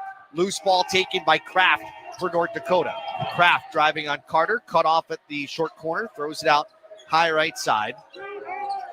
This is for Thomas, up top, Kraft for 3. That's off the rim, misses, rebound goes to Toomey. Toomey's bringing it up himself. Stops top of the arc. Underhands it out for Carter, just waiting for the ball behind him. Carter steps back, 15-footer right of the free throw line. No good. Gets his own rebound. And will bring the ball back out. Spins on his defender, Kraft.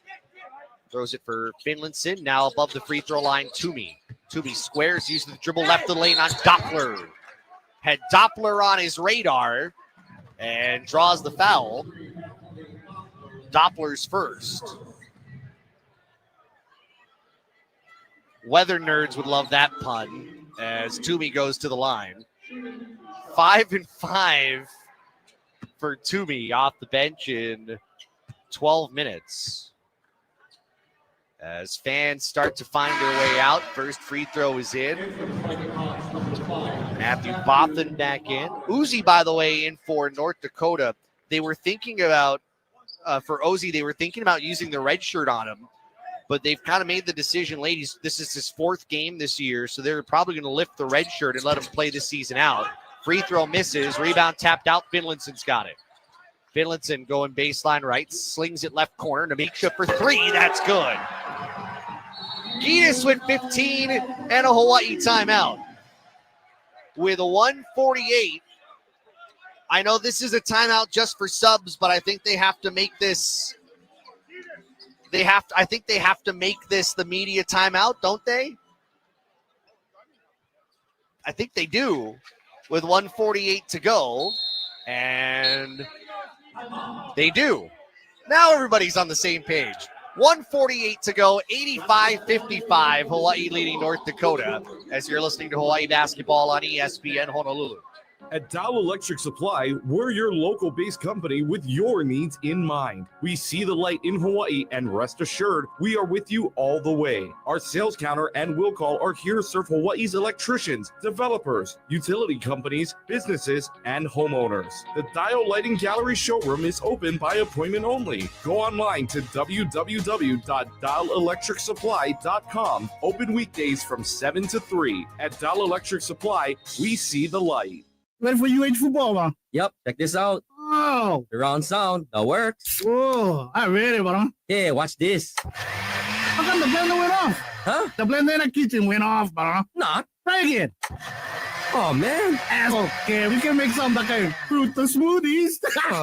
When you want your home or business wired right, call a unionized electrical contractor. 847-5341. IBEW, Local 1186, lighting your path to the future.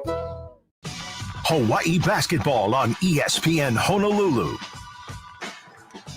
1:48 to go.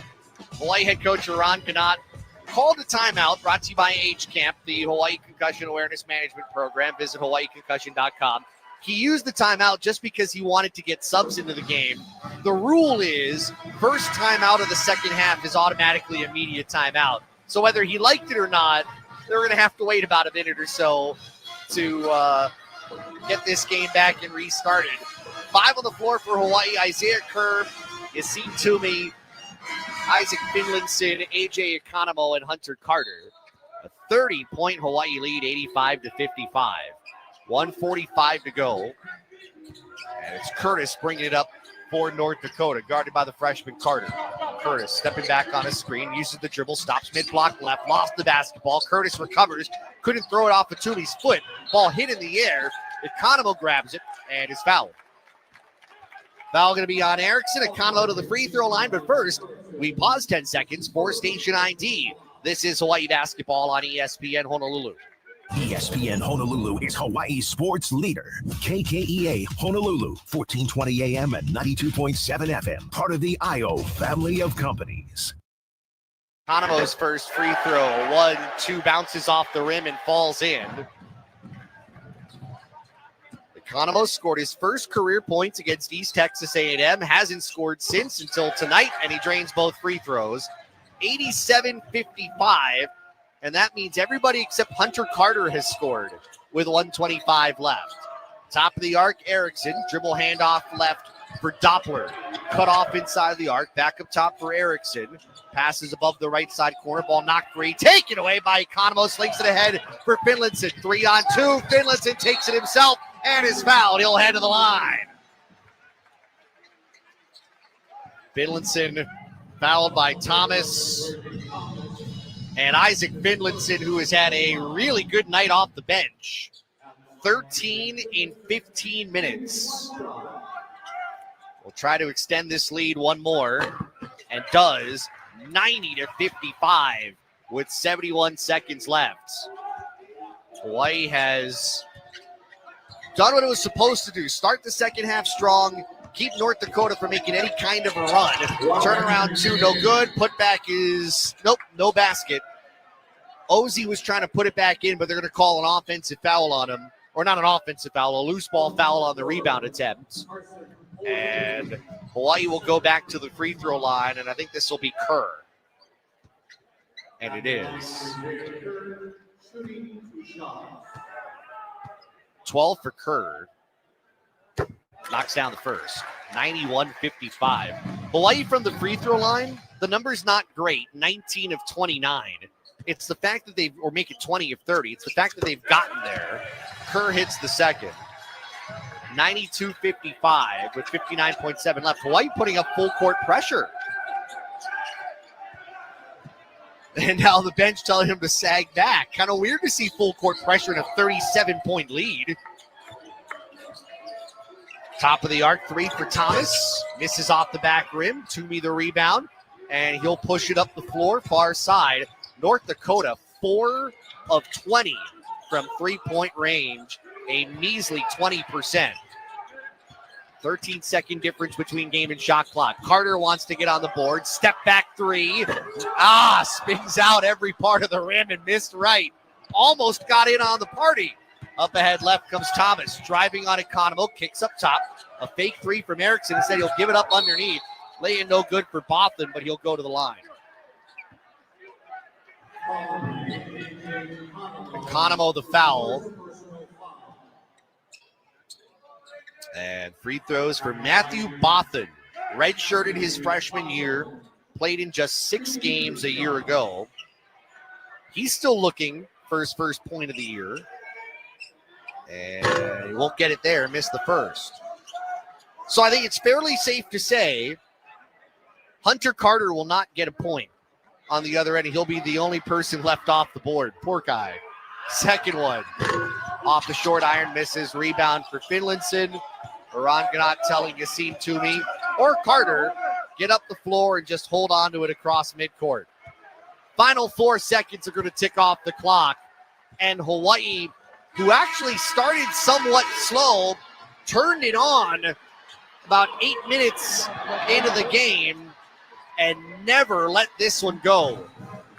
Hawaii with maybe its most dominant victory of the season, a 92-55 win over North Dakota. The Bows will head into Big West play with a 6-2 record. North Dakota will drop to 3-6. We'll step away when we come back. Our post-game report, we'll get some highlights in. We'll also hear from Hawaii's head coach. That when we return. You're listening to Hawaii Basketball on ESPN Honolulu. Ready to drive into the holidays with something new? Get behind the wheel with a car loan as low as 5% APR. Whether it's a shiny new ride or a reliable used car, we'll help you cruise into the season with confidence and savings. Apply today at hificu.com and start your journey to holiday happiness. Hawaiian Financial Federal Credit Union, for life. Annual percentage rate disclosed is the lowest rate available at a 36-month term. Other rates and terms available. All loans are subject to qualifications and approval. Certain terms and conditions apply. Rates are subject to change without notice. Effective till 12/21/2025. Rainbow basketball season is here, and Helle's running full court press on savings. Save 25 cents per gallon on fuel every day when you download the Hele app. Whether you're courtside or watching from home, Helle's got the winning play. Download the app to redeem. And from November 17th to December 28th, Hele is raising funds for Hawaii's local food banks. Every gallon helps us give back. Hele on. Get ready to stay in score with the Pagoda Hotel Honolulu. Catch University of Hawaii football action and score discounted room rates. Your stay in score package includes 2 tickets to a UH football game, your comfy Pagoda hotel room, and complimentary parking. But hurry, there's a limited number of tickets available for the November 8th and November 29th games. Call or book now and make your game day a getaway at pagodahotel.com. CU Hawaii is now open, and wow, the response from the community has been incredible. Now we need you to join our growing team. Starting at $17 an hour, we offer paid employee medical for those who qualify, flexible schedules, and an energetic, fast, fun work environment. We're also hiring management positions with amazing growth opportunities. If you're ready to be a part of something new and exciting, visit our website, cuhawaii.com, and check out the job section for all the details. Aloha, Kanoa Leahy here, and I am thrilled to tell you about Kahala. Kahala Aloha shirts are stories of our island home. Stylish, comfortable, designed by local artists, Kahala has been part of our ohana since 1936. As a proud partner of Let's Talk Sports, we encourage you to wear the original Aloha shirt that generations have loved. Pick one up for yourself at one of Kahala's 6 stores island-wide, or you can visit them online at kahala.com. Who doesn't love a good pizza? Visit Slice of Waikiki, your favorite pizza by the Slice Shop. For over 13 years, they've been serving up huge, freshly made slices and delicious appetizers for locals and visitors alike.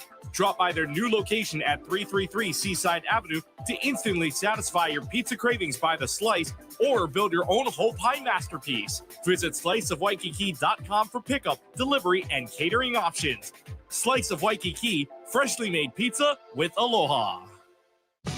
Hawaii basketball on ESPN Honolulu. Hawaii will take a 2-game winning streak into conference play that will get underway Thursday. A 92-55 win over North Dakota. Happy birthday, Aaron Hunkin-Clater. I think we know the secret for him. He brings in like candy after halftime. There's a bag of Skittles right there. That's Aaron Hunkin-Clater's. Comes out after halftime, plays some solid basketball, took care of the basketball a little bit better tonight, finished with 2 points. Not the offensive effort we have seen from him, but he didn't need it because there are a lot of other people that really got involved in this game that made it go for Hawaii. Some of the final stats here from this night. Hawaii shot just under 58% from the floor, just under 61% in the first half. 5 of 20 from three-point range is not great, but Hawaii has not been a great three-point shooting this year so far. That is not the strength of this team. And when Hawaii plays to its strengths, you end up seeing a team that just is moving on all cylinders. 5 of 20. It's more so the timeliness of the threes rather than the threes itself. Bo's got to the free throw line, 21 of 31. Not a great percentage of 67.7%, but you got a lot of impact from a number of different players. Gitas Namiksha, Dre Bullock each had 15 tonight. We may speak with Gitas a little bit later on. Each with 15 points. Gitas had 4 rebounds, was 5 of 7 from the floor. Coming off the bench, he had started the last couple of games, ruled after they felt like he was good to go and get back to his old role as a starter, so they put him back there. I mean, Rulev dealt with foul trouble, 2 points, 4 rebounds in just over 18 and a half minutes, but it was Namiksha and it was Dre Bullock, 15 and 5 for Bullock to go along with 3 assists. But it wasn't just them, and I think that that's kind of the fantastic thing about what Hawaii got tonight. It was different guys at different times. Bullock brought the flight. He brought some defense. Namiksha, steady, knocked down a 3 in this game. Isaac Johnson, a very quiet 14 points and 6 rebounds. He did have 3 assists. He did have a couple of steals. His size lended to what Hawaii drew out defensively, and that's where Namiksha succeeded. That's where Johnson succeeded, drawing in double teams near midcourt to find open areas underneath. 14 for Isaac Finlinson, much better off the bench, wasn't in foul trouble, knocked down a big 3, got to the free throw line. This is the kind of performance Hawaii wants to see from Finlinson on a more routine basis. And then Isaiah Kerr, really broke out tonight. Kerr had missed the last couple of games because of an ankle injury, and kind of made his impact known pretty early on. Showed that that ankle's just fine. Knocked down a couple of threes. Had a nice pass to Isaac Johnson at a dunk. You'll hear that coming up in a little bit. A very solid effort for Isaiah Kerr. 14 3 rebounds in just over 23 and a half minutes. And that was the last of the 5 who scored in double digits. 8 for Hunter Erickson to go along with 5 assists. 6 for Yassine Toomey off the bench to go along with 6 rebounds, which was tied for a team high. But I think really one of the numbers that kind of just accentuates where this game turned a little bit. Hawaii was down in the rebounding number after the first time out of this game, and it was a little surprising to see Hawaii down in that number because Hawaii is usually so good there. But after that stoppage, it got to that second media timeout, and then everything turned. Hawaii ultimately out-rebounded North Dakota 41-26, a plus 15 advantage, where Hawaii on the year averages plus 12. It was 10-6 in the offensive glass. And then you look at the key numbers that come from that. Second chance points, 10-8. Points in the paint, Hawaii 54-22 on points in the paint. And I think maybe the number that just kind of sealed the deal for Hawaii, outside of there are a lot of free throws. You had a lot of paint points, but I think the number that sealed it more than anything else was Hawaii on the break. Off of turnovers, which Hawaii outscored North Dakota by 8 off of turnovers. It was 24-16. But Hawaii's pacing, it's spacing off of missed shots, it's spacing off of turnovers, leading to fast break dunks, leading to fast break opportunities, getting to the free throw line, is where Hawaii really was at some of its best tonight. 22-3, Hawaii in fast break points. And we mentioned scoring bench points, 51-19 in favor of UH. North Dakota shoots 32% from the floor. That's not their worst. They shot 25% in a loss to Coastal Carolina last Saturday. The 4 of 20 from outside the arc, also not their worst. But they could not buy a three-pointer in the second half where they went 0 for 7. Did only have a couple of clean looks, but not many. And then the Fighting Hawks didn't help themselves from the free throw line. 17 of 28, shooting 60.7%. They really could have used an impact from Eli King, who was held to just 1 of 3 shooting, 2 points, 4 rebounds. King averages just over 10 a game and 5 rebounds, and he was held under his averages in all of that. He's their leader in steals. He had 0 in this game. King was really a non-factor entirely. Grayson Allman was kind of forced to carry some of that offensively. Allman scoring 19 points to go along with 6 rebounds on 5 of 7 shooting. He did a lot. He did turn the ball over 5 times. Allman was busy, but for most of this game, he was really the only one putting up anything offensively. Anthony Smith III got some shots late, but really it was well after this game was in hand. Smith off the bench in 26 minutes, 12 points, 3 of 5 shooting. 7 for Garrett Anderson. He knocked down a 3, but he shot 3 of 10 from the floor. Marley Curtis, 6 points, 5 rebounds, but he was 2 of 10 shooting. It was just a very tough shooting night. But you look at the score and you wouldn't believe that in the first 8 minutes or so that this was a back and forth game. You had 3 lead changes. You had several ties. North Dakota had the lead for a decent amount of the first couple of cross sections of this game, led for over 6 minutes. But once they lost it and Hawaii took it almost midway through that first half, North Dakota didn't even sniff it the remainder of the way, and they were not even close.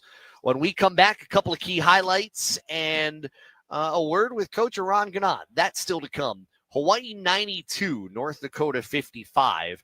This is Hawaii basketball on ESPN Honolulu. Do you hear that? That is the sound of BMW performance without a single piston or cylinder. A generation of all-electric vehicles designed and built like no other. The BMW iX, i7, and i4 revolutionize every drive into a thrilling opportunity to feel the pure rush of BMW 100% electric. But isn't that what you'd expect from the ultimate electric driving machine? Find your BMW today with a test drive at BMW of Honolulu. Did you know emotional symptoms are common after a concussion? Anxiety, sadness, irritability? These feelings can make everyday life harder after a head injury. And if you've had emotional struggles before, recovery could take even longer. That's why it's so important to recognize and understand these symptoms are a normal part of healing. If you need help, contact a medical professional. Learn more at hawaiiconcussion.com. This message was brought to you by Hawaii Concussion Awareness Management Program, HCAM. Artie Wilson takes it strong to the hoop with a fast break of guests that are inspiring and encouraging. Every Friday at 9 a.m., Artie brings his fresh takes on UH basketball and football, the NBA, and more. Hear exclusive interviews, and the phone lines are open for your opinions. Mahalo to Ultimate Innovations, Brain Health Hawaii, Aiea Bowl, the Kahala Clinic for Children and Family, the Alley Restaurant, Stretch Lab Kahala, Kailua and Honolulu, CNC Cabinets and Granite, and Artie Wilson Associates. BMW of Honolulu drives ESPN Honolulu's coverage of University of Hawaii football all season long. Don't miss a moment with the Bows, both at home and on the road. On your radio at ESPNHonolulu.com and on the new ESPN Honolulu app. Hawaii football on ESPN Honolulu is also brought to you by the Hawaii Building and Construction Trades Council, Honolulu Burger Company, Hawaii USA Federal Credit Union, Dial Electric Supply, Aloha Termite and Pest Control, Taneguchi and Associates of Keller Williams Honolulu, and the Hawaii Ford dealers. Have you been to Midas Hawaii? Hello, Tim here from Midas Hawaii, where we are more than just mufflers. We are complete auto care, rated #1 in customer service. We strive to make your experience more enjoyable, whether it be for a walk-in safety check 6 days a week, brakes to radiators, or oil changes and steering. With 6 locations on Oahu, 2 on the Big Island, 1 on Kauai, our goal is to expedite your service and get you back out on the road. We also want to help you save money. For great rates, check out our webpage at MidasHawaii.com for specials, online deals, for services such as oil change, safety checks, and maintenance packages. And let's not forget about our tire services too. Midas is a one-stop shop for all your car care needs and is proud to be locally owned and operated by the Pereira family. Come in today or call us for an appointment. Remember, it always pays to have the Midas touch. You came for this, we do that. So we might as well. Hawaii basketball on ESPN Honolulu. 92-55, Hawaii over North Dakota. Bows now 6-2. We'll take on UC Davis on Thursday. North Dakota 3-6. They've got the Summit League Big Sky Challenge next week. Wednesday and Friday, they'll be at Idaho. Wednesday and Saturday, they'll be at Idaho on Wednesday. They've got the Montana Grizzlies on Saturday, and they've got 5 more non-conference games before they get to conference play. The Summit League is just like the Big West, where they play their games on Thursdays and Saturdays. Let's go through some of the highlights here from this game. In the first half, this one was back and forth, and both teams never really were able to grab a firm foothold of this game. But one thing that North Dakota and Hawaii both did, both were kind of sloppy with the basketball. Hawaii down 3 at one point, and Hawaii would take advantage of one of those North Dakota turnovers. Can't get the dribble handoff. Rulianoff trying to poke the ball away. Deflects a pass. It's loose to Namiksha. Namiksha's got Bullock to his left. He'll take it to the lane himself. Lays it in. Draws the foul. And Namiksha will go to the line. Hawaii was down at that point 11-10. And it was still kind of back and forth. Isaiah Kerr got in the game a little bit later on. And with Hawaii still trailing, Kerr would find one of the tallest men on the floor. Dribbles right, hands off for Hunkin-Clater. Timer down to 8. Draws a double team. Hunkin-Clater almost had it stripped near midcourt. Left to Namiksha. Looks to the baseline. Kerr! The touch pass underneath! And it's the big fish! As the timer was winding down, Hawaii touched it to the near side. Great look by Kerr. Fish with the dunk. Hawaii back ahead 18-16. Hawaii would lose the lead again. This was back and forth in the first kind of 10 minutes or so of this game. But it would be Giedis Namiksha, one of the kind of unsung heroes of this game, that would give Hawaii the lead for good in the first half. Draws a double between the rings. Hunkin Clater's got to get it away. Turning, gets between those two defenders, finds Namiksha, who goes up and flies in for the two-hand jam. Just enough patience as Hunkin Clater was able to pivot, find some space. Namiksha took care of the rest. Hawaii back ahead 22-21, 7:23 left in the half. And from the rest of the way, Hawaii extended out that lead a little bit. They were solid rebounding the basketball and everything, maybe sans some of the turnovers and sans some of the missed free throws. A lot of that was really what took Hawaii strong in the right direction. And then in the second half, then at times it became a little bit of a highlight show. Cue up Dre Bullock. Back to the basket against Allman. Draws help in a double team. He's in trouble near sideline. Hunkin Clater with 5. Floats it for Johnson with 4 for 3. Bullock right down the middle of the paint and a two-hand flush. And if that was not it, well, Dre Bullock would follow through with another highlight. Ball loose on the ground. Rulinap gets it away for Isaac Johnson. Kerr running the other way, 3-on-3. Left for Bullock. Bullock will lay it in, and the foul. And if that wasn't enough of Dre Bullock, his activity extended on both ends of the floor, but also more highlight stuff on the offensive end. Floats it in, right side wing for Johnson, hands off to Hunkin Clater, trying to dribble around Natsvishvili. Passes left for Bullock, who will rise and jam it home. Dre Bullock adding to the highlight reel, 67-40 with 8:42 to go.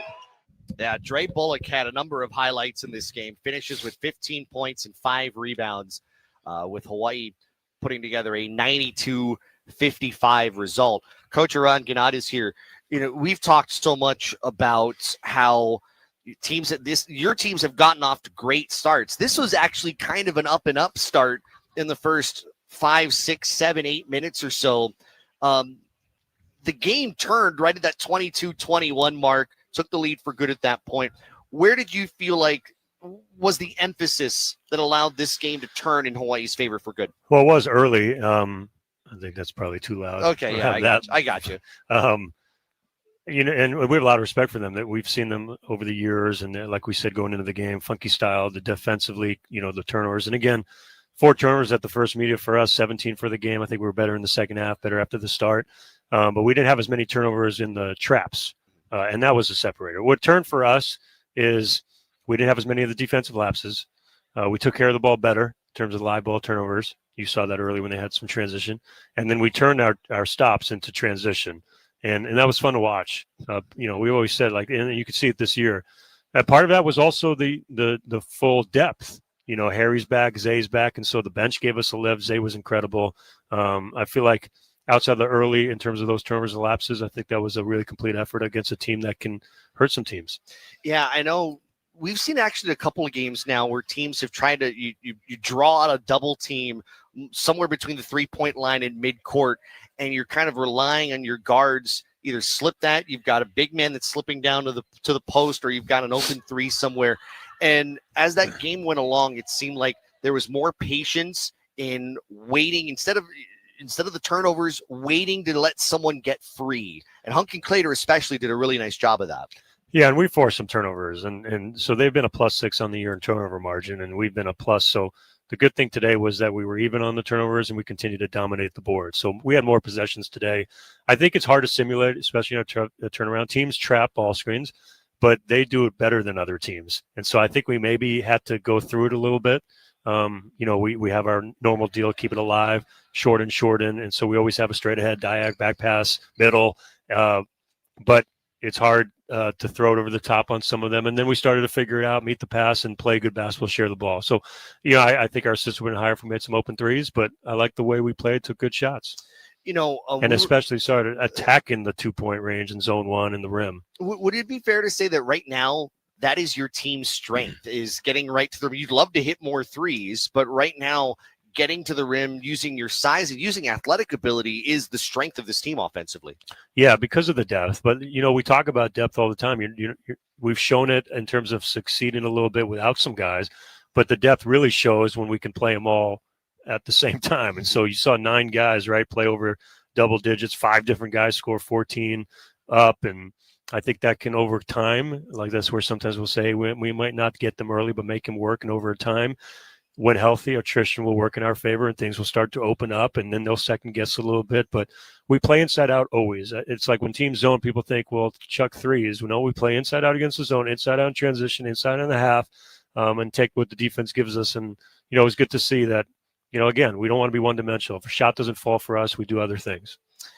We talked earlier today about Gitas and Harry, the interchangeable parts. You could have one come off the bench, you could have one start, and it doesn't feel like you're missing a beat.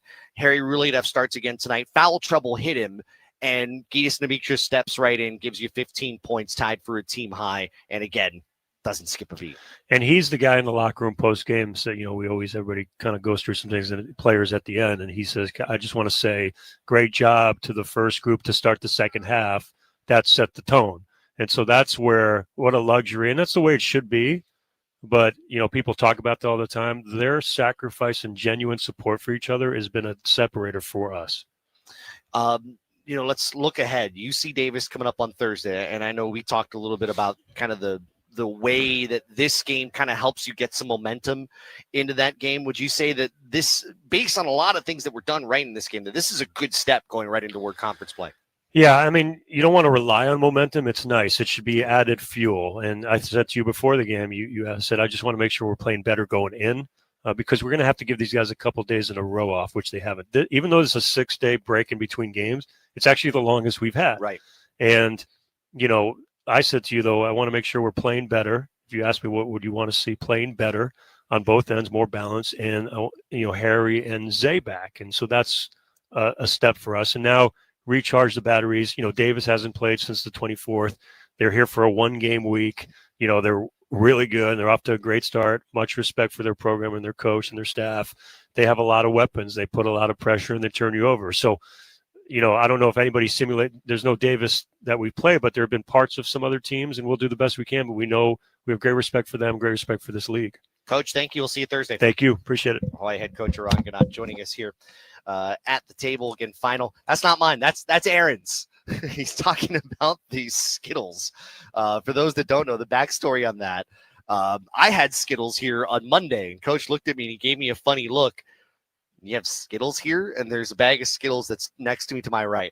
That's what Aaron brought out at halftime. We were talking about it a little bit earlier. That's what he gave me a short time ago. One other note, and I want to say thank you to Keegan, our statistician back in the studio. There were 5 different 2-minute plus scoring droughts that North Dakota had in the game, and of those droughts, 3 of them went for over 3 minutes long, and that is significant. North Dakota offensively, and we may not have highlighted it enough. North Dakota is not a strong offensive team. In some areas, percentage-wise, a little bit better. From 3-point range, a little bit better. Tonight was dreadful from 3-point range, 0 for 7 in the second half. But field goal percentage-wise, not that much worse than Hawaii overall in the year. Tonight, they were about 12 percentage points lower than their season number. Free throws, they struggle with coming in, even though they were good against Western Illinois on Sunday, going 17 of 20, 17 of 28 in this game. I mean, ultimately, missing those free throws did not impact this game. But North Dakota was put in a position, and that is where pace, impact, all of that just kind of takes North Dakota out of the game. And that's exactly what Hawaii did going late into the first half.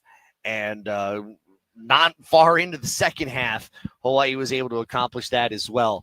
As Gitas Nemikja stops by here post-game after the 92-55 final score. Gitas, Coach was just saying that in the locker room, you were one of the first. You guys address each other after the game, words of encouragement or whatever it is. Yep. I'm told you were one of the first ones to speak. What did you say? I just said that I wanted to pick up our group who started in the second half. I think they came on the floor so locked in, and they gave us a big lead, and they just broke them, and the game was so easier after that point. So I wanted to pick them up because they started so good the second half. I'm sorry, you said the game was so much easier, and you said it just with a very straight face. But there are points in time where you guys did make this game look a little bit easy. From your perspective, from both the inside and the outside game, where did you find your strength in this game tonight? I think we were just stronger. I mean, they were flopping a lot, so we were just staying strong and trying to run transition offense. And if you're going on transition offense, it's so easier if they're getting on the floor and you're going 5 against 4. It's just easier basketball. You get fast points and they need to score on their possessions. It's just harder basketball for them. Yeah, and you like to run. Yep, we do like to run. Every one of us. You know, in talking about guys picking each other up, I mean, you're one of those guys. You know, Harry Ruledev got the start, and he dealt with foul trouble. You came right in there. You put together 15 points, tied it for the team high. You played 24 minutes. I mean, you know what it's like to be in both roles, starting a half, coming off of the bench. How much does that help you, knowing that you can contribute in whichever way that you are asked to do and you're comfortable in it? It helps a lot. I mean, that's what also coaches told us. That's our strength of the team. Like you never know who's gonna play right or good that day. You just someone can get in foul trouble like Harry got today, and next guy's gonna step up. They're gonna play well. They're gonna play good, and that's the strength of our team is the depth. So we have really good depth on the team, and I'm enjoying that. You know, I know it's been talked about previously, and part of it, I mean, you were dealing with a foot injury. You know, there were other injuries coming in. Aaron had his hand injury, and you know, getting everybody to play together before the season started was kind of hard to do, just with all of those nicks and scrapes and everything. But now that you guys, for the most part, are together, Isaiah Kerr's back. Unfortunately, Tanner gone for the year. But this group in itself, how cohesive is this unit the more it continues to practice and play together and get accustomed to one another? I think we're getting better every practice, every game. We're just trying to play each other. Yeah, we had a big loss on Tanner Cuff. We lost just before the season, and that was really sad. But we need to keep playing. We need to keep getting better. Next week we start conference play, so we need to be ready and we need to start strong. How ready do you think this team is? I'm feeling confident in this team, especially after this game, and we're gonna keep getting better. We're not gonna go to the game with our heads high. We're gonna go fight and get a win and just start the conference season by winning. All right. On a lighter note, Thanksgiving was yesterday. Happy Thanksgiving to you and Happy your family, by the way. Thank you.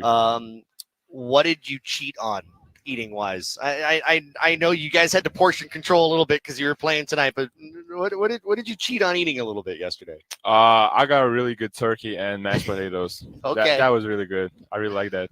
I thought the answer was going to be I didn't cheat on anything in case coach is listening, but at least you're honest. Yeah, I'm honest. Yeah, it was really good turkey and really good mashed potatoes. Awesome. Congratulations. We'll see you Thursday. Yep. Thank you. All right. Gitas Namiksha joining us here on our post game. 92-55. The veteran leadership that he has shown, and I think Coach Ganot said it well. I think Gitas said it pretty well. Is also you can see where this team is gelling, and I think a great point that was made when he talks about how this team has been running, where you see a team especially gel in a way that is so positive, is usually in transition. When a team is running, they're going up and down the floor. They know how to fill lanes. They know where to find each other. That is usually a great sign of a cohesive unit. Hawaii looks that way right now. The turnovers still need to come down. And 17 is a bit high. it's not a bit high. It's high in general. Hawaii averages 14.3 per game. But if they can get to the rim the way that they did, if they can shoot 57.9% in a game, that can lead to some good things for UH. And they've got some good things for sure to build on. So coming up next for UH is UC Davis.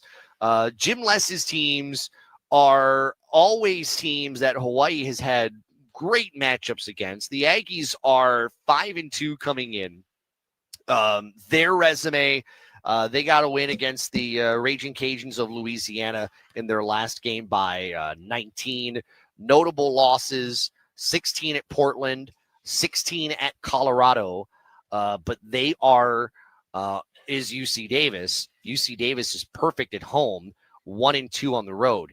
So this will be an interesting team to go up against. There is no T.Y. Johnson anymore. He has moved on in his career, which means who is the next guy to pay attention to? Nilt Cooper, averaging just over 17 a game. He's a returning player, and a lot of these guys are returning guys that you're going to see right at the heart of things for UC Davis. Connor Sevilla playing an increased role. He's averaging 14 points per game. Nico Rochak's averaging just over 10. Marcus Wilson averaging just under 12 points per game. He is someone who transferred over from Washington State, played sparingly for Washington State last year. I think he ended up using his red shirt last year. Since coming over from Washington State, has started all 7 games, averaging just under 12 points per game, is shooting 83% from the free throw line. Not bad from around the rim, a 46% free field goal shooter. And you know what Jim Less teams do? Jim Less teams frustrate the you-know-what out of you. So Hawaii's composure, which was tested tonight, both of these teams did have a couple of technical fouls to their name, and then the Hunkin Clater flagrant one on the bump with Anthony Smith III. Composure was tested tonight, absolutely, on both ends. But composure is against Jim Less team. Composure is critical if you want to come out ahead on the winning side. Our final score here one more time. Hawaii 92, North Dakota 55. If you want to listen in for the First Hawaiian Bank HHSAA Division I State Football Championship presented by the Hawaii Army National Guard, you can hear that on CBS 1500. Kapa'a 9, Kailua 6. They're early on in the fourth quarter. Mark Veneri and West Nakama have that for you there. And then tomorrow morning, tomorrow afternoon, we've got Rainbow Wahine basketball against Lindenwood, 2:20 on CBS 1500, and Rainbow Warrior football tomorrow against Wyoming. It's senior night, a game that may involve metrics in determining who will play for the Mountain West Championship. It was a funky day in the Mountain West today. Our coverage begins with countdown to kickoff. Arnold Martinez and I will see you at 4 o'clock here on ESPN Honolulu. The next time we've got Rainbow Warrior basketball, Thursday night, Hawaii and UC Davis. We'll see you at 6:30 for Rainbow Warrior Countdown. Thank you to our great crew, studio producer Keegan Ota, technical assistance from Tanner Hayworth. I'm Josh Pacheco for Gary Dickman, who was called out for being half asleep by Aranganat before the game. I'm Josh Pacheco. Good night from Mondo. You've been listening to Hawaii basketball on ESPN Honolulu. Hawaii 92, North Dakota 55. We'll see you Thursday to open up Bold Week. This has been University of Hawaii men's basketball on ESPN Honolulu. Brought to you by Hawaii Pacific Health, Hawaiian Financial Federal Credit Union, Waiakea Water, Young's Fish Market, Hawaii USA Federal Credit Union, Napa Auto Parts, HGEA, Hardware Hawaii, HCAMP, the Hawaii Concussion Awareness Management Program, BMW of Honolulu, Dial Electric Supply, and Kahala. From pads and rotors to shocks and struts, coming to a full stop should never mean your business does too. At Napa, we are the pros that know brakes and suspension better than anyone. So when others are grinding their gears, our premium parts and exceptional service deliver results. Whether you're operating a local shop or managing a national fleet, Napa has exactly what you need, when and where you need it. Get the brake and suspension parts you're looking for right now at Napa. Never know-how. Aloha, this is Daryl Turner from Napa Auto Parts Hawaii.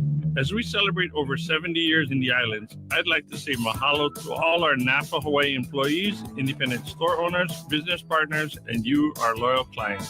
Over the years, we've grown to 45 stores across Hawaii, Oahu, Maui, Molokai, Lanai, Hawaii Island, and American Samoa. We look forward to serving your automotive needs for many, many more years to come. Never know-how. Hello.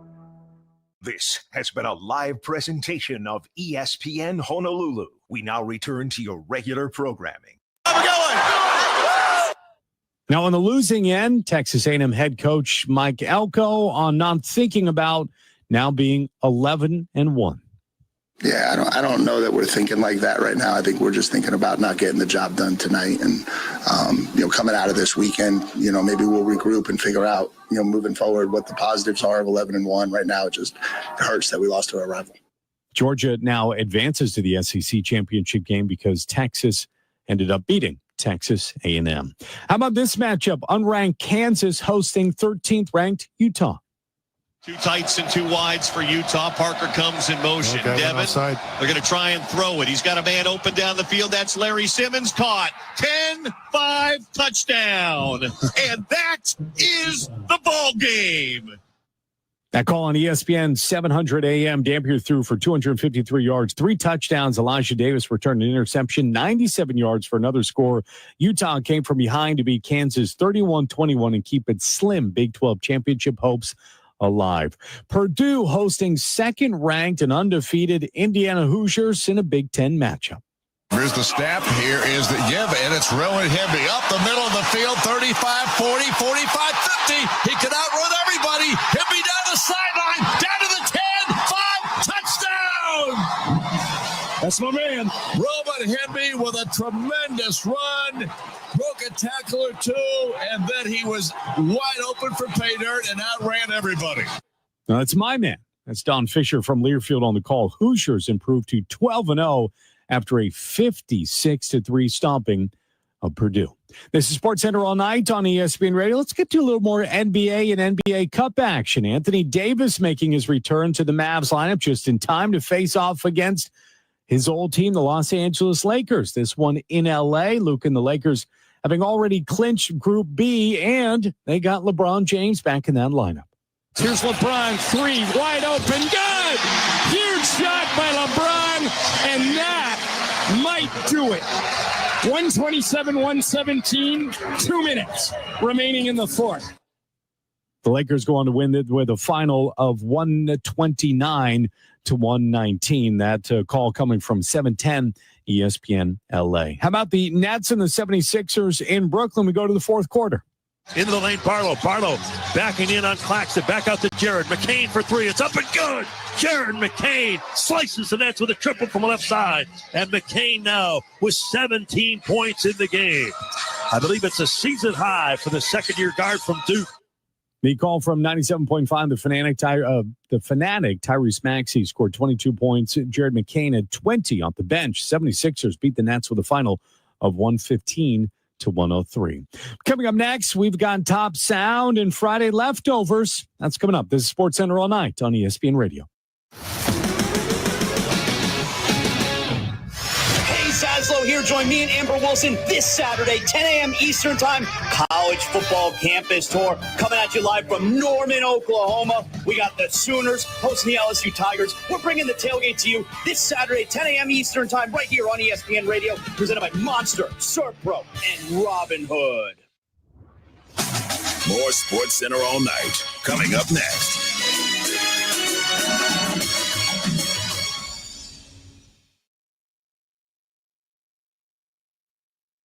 College Football Saturday on ESPN Radio. It's a Big Ten rivalry game with playoff implications. pressure coming, throws, nice catch, and walking into the end zone. Touchdown, Oregon. 6th ranked Oregon faces the Washington Huskies in Seattle. The Ducks are looking to lock in a playoff berth. While this will be Washington's biggest win of the season, 6th ranked Oregon at Washington. Coverage begins tomorrow at 3 Eastern, with kickoff at 3:30 Eastern on ESPN Radio and on the ESPN app. Presented by Dr. Pepper. Exclusively on ESPN, UFC 323, Saturday, December 6th. Reigning bantamweight champion Merab Dvalishvili defends his belt in a rematch against former interim champion Piotr Yan, and reigning flyweight champion Alexandre Pantoja puts his title on the line against #1 contender Joshua Van. UFC 323, Saturday, December 6th at 10 p.m. Eastern. Buy it on ESPNplus.com/PPV. Number 1.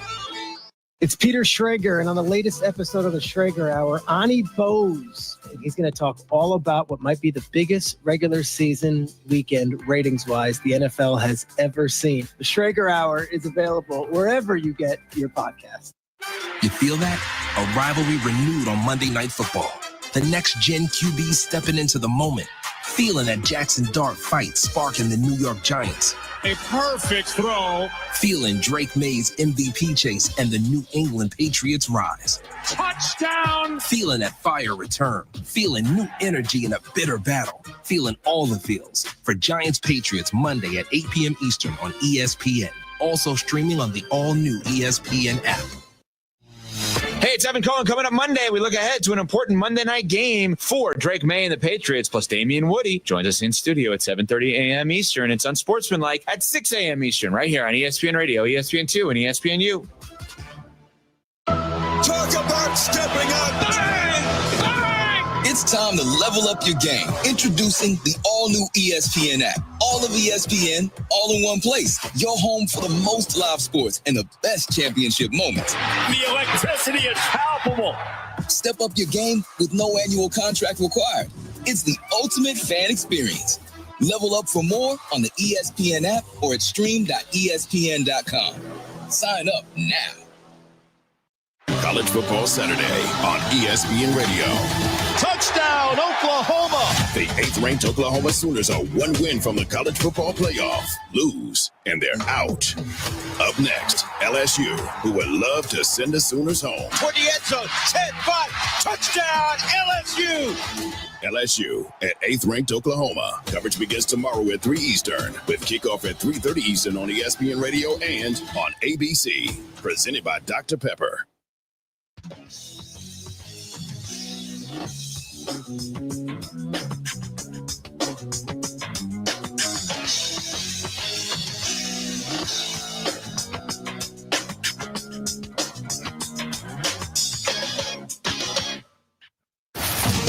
You're listening to Sports Center all night on ESPN Radio and on the ESPN app. Now, here's Judson Richards.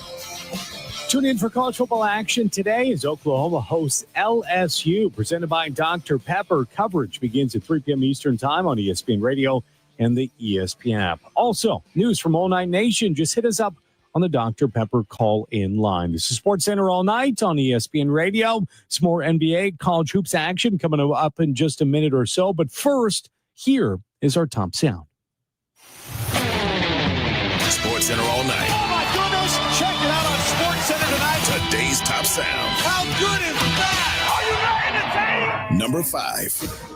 Ole Miss beat their in-state rival, and Trinidad Chambliss' touchdown pass in the fourth quarter put them up 3 scores. David Kellum from Learfield has the call. 2 receivers to the right. One of those is Lee, and the other Stribling. Stribling goes in motion the other way. The fake to Lacey down the field. He's got a receiver caught at the 35, the 40, breaking free to the 45. The 40 is Alexander. He could go. He does. Touchdown, Ole Miss. Number 4. The Knicks advanced past the group stage of the NBA Cup, and Jalen Brunson late-game bucket put them up for good. The call on 880 ESPN New York. Brunson at midcourt. 2 guys come at him. Will dribble around the screen from Hart in the lane. Throws it up and in and one. Brunson got fouled by Turner. He'll have a chance at a 3-point play with the Knicks up 6. A minute 27 to go. The reigning clutch player of the year has not been dethroned just yet. Number 3. UConn beat Illinois at MSG in a crazy 4-point play, iced the game late in the second half. Mike Crispino for Learfield and Ben Cole. Man puts it on the floor, drives to the basket, puts it up, missed the shot. Reimer got the rebound, and they get another opportunity. And Smith puts it off, and he got fouled, and he put it in. It's a 3-ball. He had to shoot it. He fired it up. It went off the glass, and he was fouled all in one fell swoop. Number 2. And the Bears stay on top of the NFC North by beating the Eagles in Philly. And Caleb Williams' touchdown pass to Cole Kmet put the game away. The call on ESPN 1000. Ball on the 28. Snap to Caleb. Fakes to Swift. Rolling to his left. Being chased. Going to throw deep. He's got Kmet over the shoulder. End zone. Touchdown Bears. Touchdown Cole Kmet. What a play call by Ben Johnson. And a throw. Perfectly timed. Caleb to Cole. Bears extend the lead. 23-9. Number 1. And Texas handed Texas A&M their first loss of the year. An Arch Manning 35-yard touchdown run put Texas up 10 in the fourth quarter. Craig Way had the call from Learfield. Manning from the shotgun on third down. Arch has the snap, the sign run, goes straight up the middle. First down and more. Arch breaks free. Say goodnight to this one. Arch Manning, touchdown Texas. The second year in a row, Manning has a rushing touchdown against the Aggies. Boy, Black Friday, not just for shopping, was a tremendous day in sports, and that was this edition of our Top Sound. Let's get back to the NBA. Clippers and the Grizzlies in Los Angeles tied in the fourth quarter. Leonard threatened the double team. Jackson gets to the middle of the lane. Turnaround left-handed hook. Leonard couldn't double. He would have left Coward. Jackson makes some pay, and he floats it up and in with the left hand. 24 for Jaren Jackson Jr. to lead the Grizzlies. 108-100. That's a big bucket with 2 minutes to go. The call on 92.9 ESPN. Memphis Jackson at 24 points. Grizzlies beat the Clippers 112-107. Back to college hoops. Number 24, Vanderbilt on the road to face St. Mary's. Vandy in control in the second half.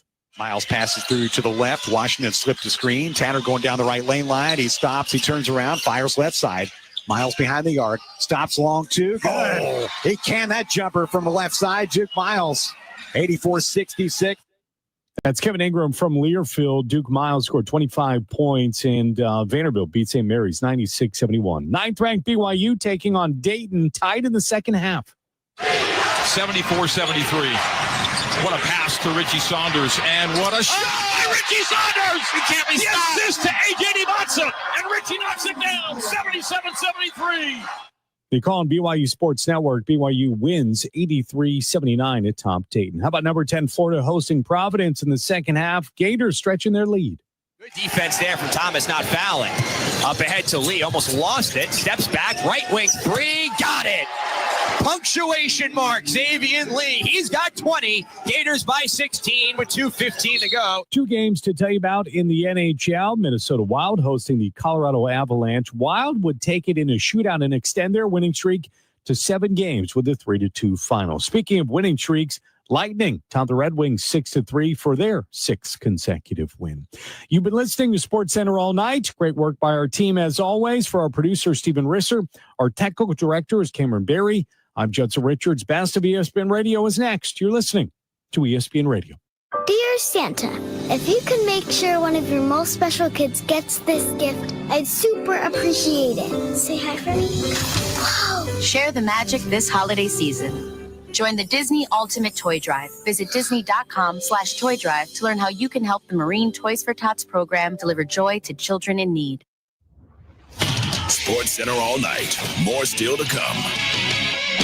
Are you ready to make a difference for the environment while helping the visually impaired at the same time? Then donate your vehicle to Heritage for the Blind today by calling 1-800-983-6530. Every donated vehicle will either be properly recycled in an eco-friendly manner or given a new life through reuse. Donating your vehicle is easy. Simply call 1-800-983-6530 and Heritage for the Blind will do the rest. They'll even arrange for your vehicle to be picked up at no cost to you. And for a limited time, when you donate your car, you'll receive a $200 restaurant voucher and a 2-night, 3-day hotel stay at one of 50 locations. Call 1-800-983-6530 right now to schedule your vehicle donation and make a positive impact on the environment while helping others. Heritage for the Blind, where every car donation counts and every person makes a difference. Call 1-800-983-6530 now. This advertisement is paid for by Heritage for the Blind.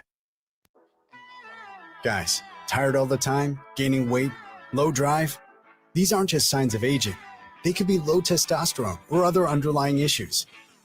Right now, Revive Men's Health Hawaii is making it easier to get answers with a comprehensive wellness panel. It's not just a lab test. It's where better performance begins. Our providers will check your testosterone, blood sugar, cholesterol, kidney, liver, thyroid, and heart health. A $400 value for just $99, or free if you start treatment. Over 120,000 men have trusted Revive to restore their energy, mood, and confidence. So if you're ready to feel better and live stronger, call 808-529-0000.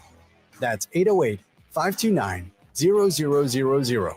Or visit ReviveMen'sHealth.com. Offer ends November 30th.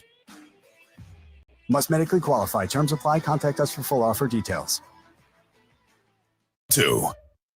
This is Freddie and Harry on ESPN Radio and the ESPN app. Mr. Freddie Coleman, now just because you see me in this wonderful New York Knicks jersey doesn't mean I'm coming over to Gotham City. Now, I love New York, trust me. Freddie, I've had a lot of memorable moments in this city when my brother played for the New York Knickerbockers. Great times. Check out more from Freddie and Harry weekdays at 3 Eastern on ESPN Radio and the ESPN app. Amber and Ian. Shedeur Sanders became the first Browns rookie quarterback to win his first NFL start since 1995. That would have been a remarkable bar wager, and you would have cleaned the house. Oh, yeah, Eric Zier, quarterback, Georgia. That's it. I mean, the Zier, oh, look at you, even though it's true. He was a Georgia quarterback. God, I don't remember. It was 1995. Amber and Ian, weeknights at 7 Eastern on ESPN Radio. Your official radio home of University of Hawaii Sports is ESPN Honolulu, KKEA Honolulu, 1420 AM and 92.7 FM.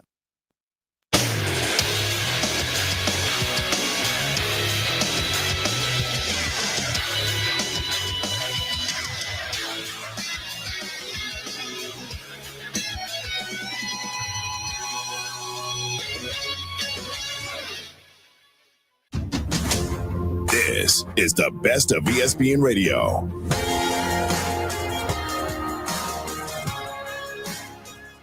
Freddie and Harry. He is Harry Douglas. I'm Freddie Coleman. Thanks for joining us. Presented by Progressive Insurance on Sirius XM Channel 80, as well as tune in. And don't forget to tell your smart speaker. They'll play ESPN Radio. Thanksgiving 2 days away.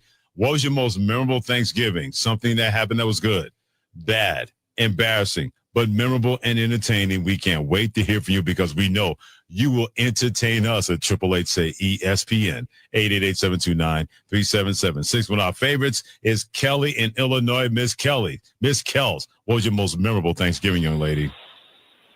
First of all, happy Thanksgiving to my favorite four horsemen. I love you guys. Appreciate you. Okay, Much love this back. is a good one. Oh, thank you. So about 15 years ago, I make everything homemade, right? This girl is rocking it in the kitchen. Ooh. So I make this mean sweet potato casserole. I cook the sweet potatoes, peel them, cut them, blah, blah, blah. Put them in my big pan, and I add my butter, brown sugar, and pineapple. And then you top them with marshmallows, and you brown the marshmallows. Okay. Mm-hmm. Shaking the pan out of the oven, and this mamacita drops it. Burns the daylights out of me.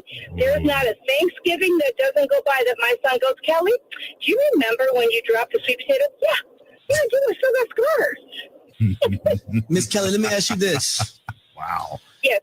Is that sweet potato casserole or that sweet potato pie? Is it the bomb? Is it that good? Let me tell you something. There ain't no leftovers because it is down. Well, can I ask you one more other question? Can the four horsemen have some of that sweet potato anything that you make? Oh, yes. Absolutely. Say less, Miss Kelly. That's why we love you. Maybe you should say less. Freddie, you crazy. I'm crazy. I am a sweet potato fanatic. So am I. I'm not a pumpkin pie fanatic. That's definitely Sweet potato pie, sweet potato casserole, Candy sweet potato yams. plain, Yeah, yams. Like absolutely. I am a sweet potato fanatic. Yeah. Give it all to me. That right there. Thirsty That's Tuesday. that sweet potato. Slick in Pennsylvania. What was your most memorable Thanksgiving?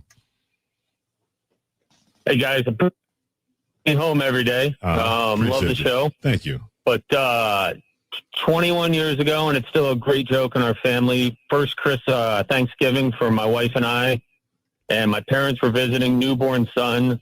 Woke up Thanksgiving today to yelling and screaming going on in my house. Had no idea what's going on. Go downstairs. My wife and my mother are in a fight. My dad's standing there looking at me. I'm looking at my dad. Next thing I know, my wife kicks him out of the house. Oh, whoa! And how long you guys married before this happened? It was about 6 months. It was a shotgun wedding. We're still together. Son's 21 now, but wife and mom get along great now. But my dad and mom left for the day and went to a winery. Slick was probably like, what the hell is going on in here? well, Mrs. Slick was not playing that, whatever that was. No. She said, we may have had a shotgun wedding, but this is my house. And Mr. Slick, I will tell you this. If you would have taken your parents' side, Mr. Slick, you probably would have been right with them. He knew better at that point. Oh, yeah. Hey, Mom, I love you, but, this is my house now, and, she's the boss. Yeah. You can tell his dad was like, I'm not getting in the middle of this. No. Facts. Yeah, smart by dad. Do not get in the middle of two women having an argument, or if it gets physical, you're going to be the one that's going to pay the price. Patrick in Virginia, what was your most memorable Thanksgiving? So I got two stories. One from when I was 16, my first time, my parents let me go to see this girl that I was talking to. And we went to visit her grandma in the nursing home. So she was like, hey, let's go outside, whatever. And she asked to drive the car. It's Thanksgiving. Parking lot's pretty empty. I'm like, fine, whatever. You can drive the car, right? Trying to score cool points. Empty parking lot practically. She finds the freaking light pole. So I had to go home and explain to my parents, I promise it was not that bad. But yeah, that was great. Had to work my way out of that one. And then I was in the military, so was my wife. That's how we met. And we met right before Thanksgiving. And she had come from England. She said in England, the word stuff means something more adult, let's say, right? And so I went home and I was in the store with my dad, saw a newspaper said, this newspaper stuffed with coupons. So I took a picture and sent her the picture and was like, hey, thinking of you. And let's just say it went well. We're still married today. Oh, man. Patrick in Virginia.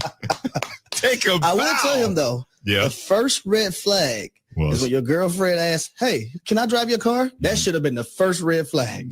I would ask her, have you driven any other cars before? Has people let you? No? Look, this stick shift different. No, yes. Stuffing optional as far as that goes. Keep winging. 888-729-3776. What was your most memorable Thanksgiving? Let us know on Freddie and Harry. The traditions. The rivalries. All the way to the end zone. The drama. Every week there was something magical. This is the most wide open college football season we've had ever. 1, 2, 3. College football lives here. ESPN Radio.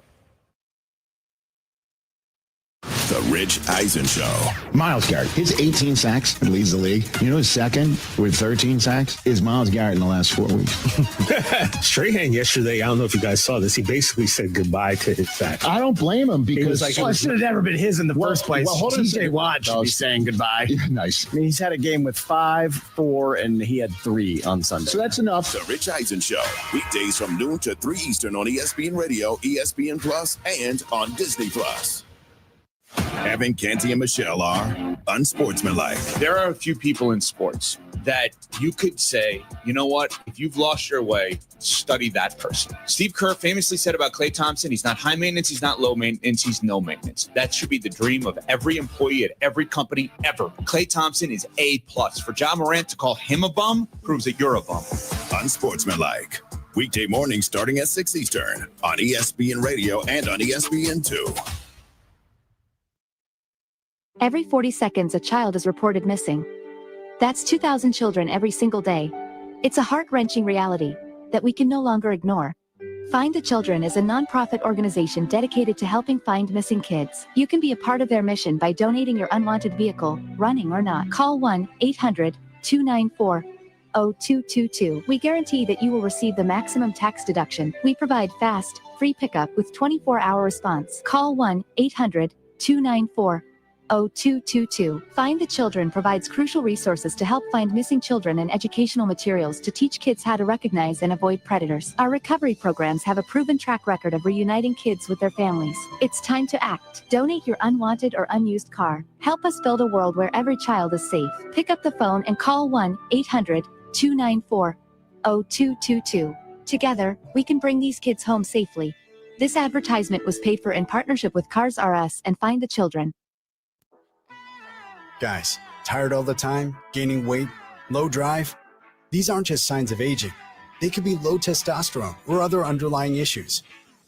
Right now, Revive Men's Health Hawaii is making it easier to get answers with a comprehensive wellness panel. It's not just a lab test. It's where better performance begins. Our providers will check your testosterone, blood sugar, cholesterol, kidney, liver, thyroid, and heart health. A $400 value for just $99. Or free if you start treatment. Over 120,000 men have trusted Revive to restore their energy, mood, and confidence. So if you're ready to feel better and live stronger, call 808-529-0000. That's 808-529-0000. Or visit ReviveMen'sHealth.com. Offer ends November 30th. Must medically qualify. Terms apply. Contact us for full offer details.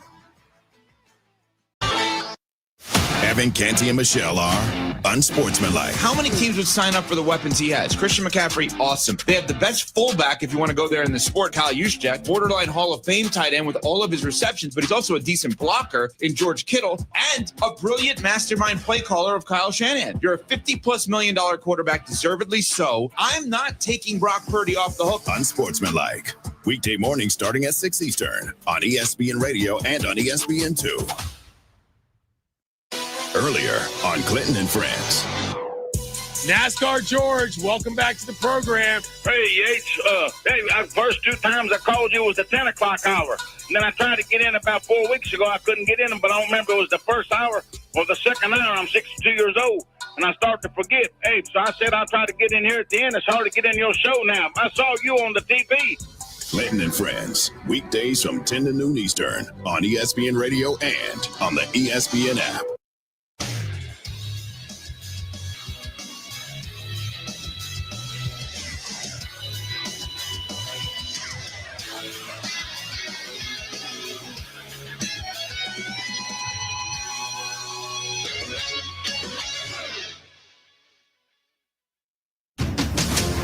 This is the best of ESPN Radio.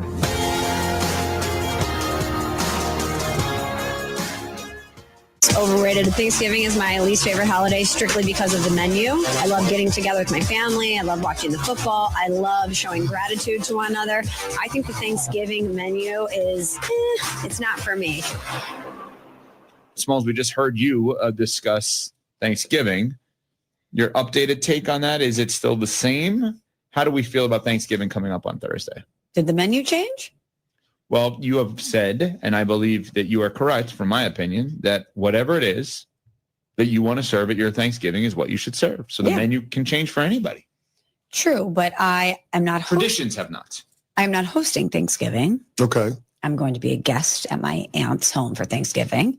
And I'm sure she's going to go with a traditional menu. She's an amazing, amazing cook, by the way. Shout out to my Aunt Shelley. But based on other holidays and the menus that we have in my family for other holidays, Thanksgiving, bottom of the list, bottom of the power rankings. So disrespectful to Thanksgiving. I think it's the Super Bowl of all holidays. There's football. Thanksgiving. Well, you got the slate of football, but that's not a huge differentiator from Christmas because there's Christmas Day games now. Yeah. But I think the thing that separates Thanksgiving is that you get everybody together. And the whole focus is not gift giving. The focus is everyone being thankful and grateful. So just the attitude, the mentality that people come into Thanksgiving with, all of the eats, the different things that people have that are out there. And then, of course, all of the football from basically when you wake up on Thanksgiving to when you go to bed, you've got football. And this year we've got an amazing slate of games. So to me, Thanksgiving is the Super Bowl of all holidays because you get the family, you get the food, you get the football without the pressure of gift giving. You make a compelling case. I am not sold. Christmas or whatever holiday you celebrate is far better to me. The decorations, the cozy vibes, the music. I love giving a gift. I love giving a very thoughtful and intentional gift. Our menu and my family for Christmas Eve and Christmas, A+. What is it? Well, on Christmas Eve, we do the 7 fishes, but we do chutamari, which is a big seafood pasta. So my mom doesn't have to make 7 different dishes of seafood. And that day is my favorite day of the entire year because all of my cousins come over and we prepare lasagnas using my grandmother's recipe. And on Christmas Day, you got a bunch of different stuff. Hold on, you just undermined the argument. You just said your favorite day is Christmas Eve. It's not even Christmas. Same spirit. No, it's not. It's not. No, yeah, I can't give you multiple days. We're still exchanging gifts on Christmas Eve. We're playing games. We're running midnight mass. The carols, beautiful candlelight, the lights from the tree. I'm actually with Michelle on this one. Christmas Eve and Christmas Day, basically the same day. Same thing. Come on. Midnight mass seems very late. I gotta be honest with you. Well, it's at midnight. I know, but with our schedule, that feels really late. Can I ask you the question? Once upon a time when we were all going out, what was the best night to go out? It wasn't Christmas Eve. Big Wednesday. It wasn't Christmas Eve. It was the day before Thanksgiving. I rest my case. That was hold on. night. That was but they don't have that anymore the same way we did. Let me explain. Let me explain. Here we go. No, let me explain. Because when we would come home for Big Wednesday, or other people call it other things, but we called it Big Wednesday. We didn't have social media in the way that these kids do. So you would come home from college and you would be feeling yourself. Oh, I play football at Virginia. I'm in a sorority. I'm Evan Cohen. Whatever it is that you had to step into when you went to your hometown bar.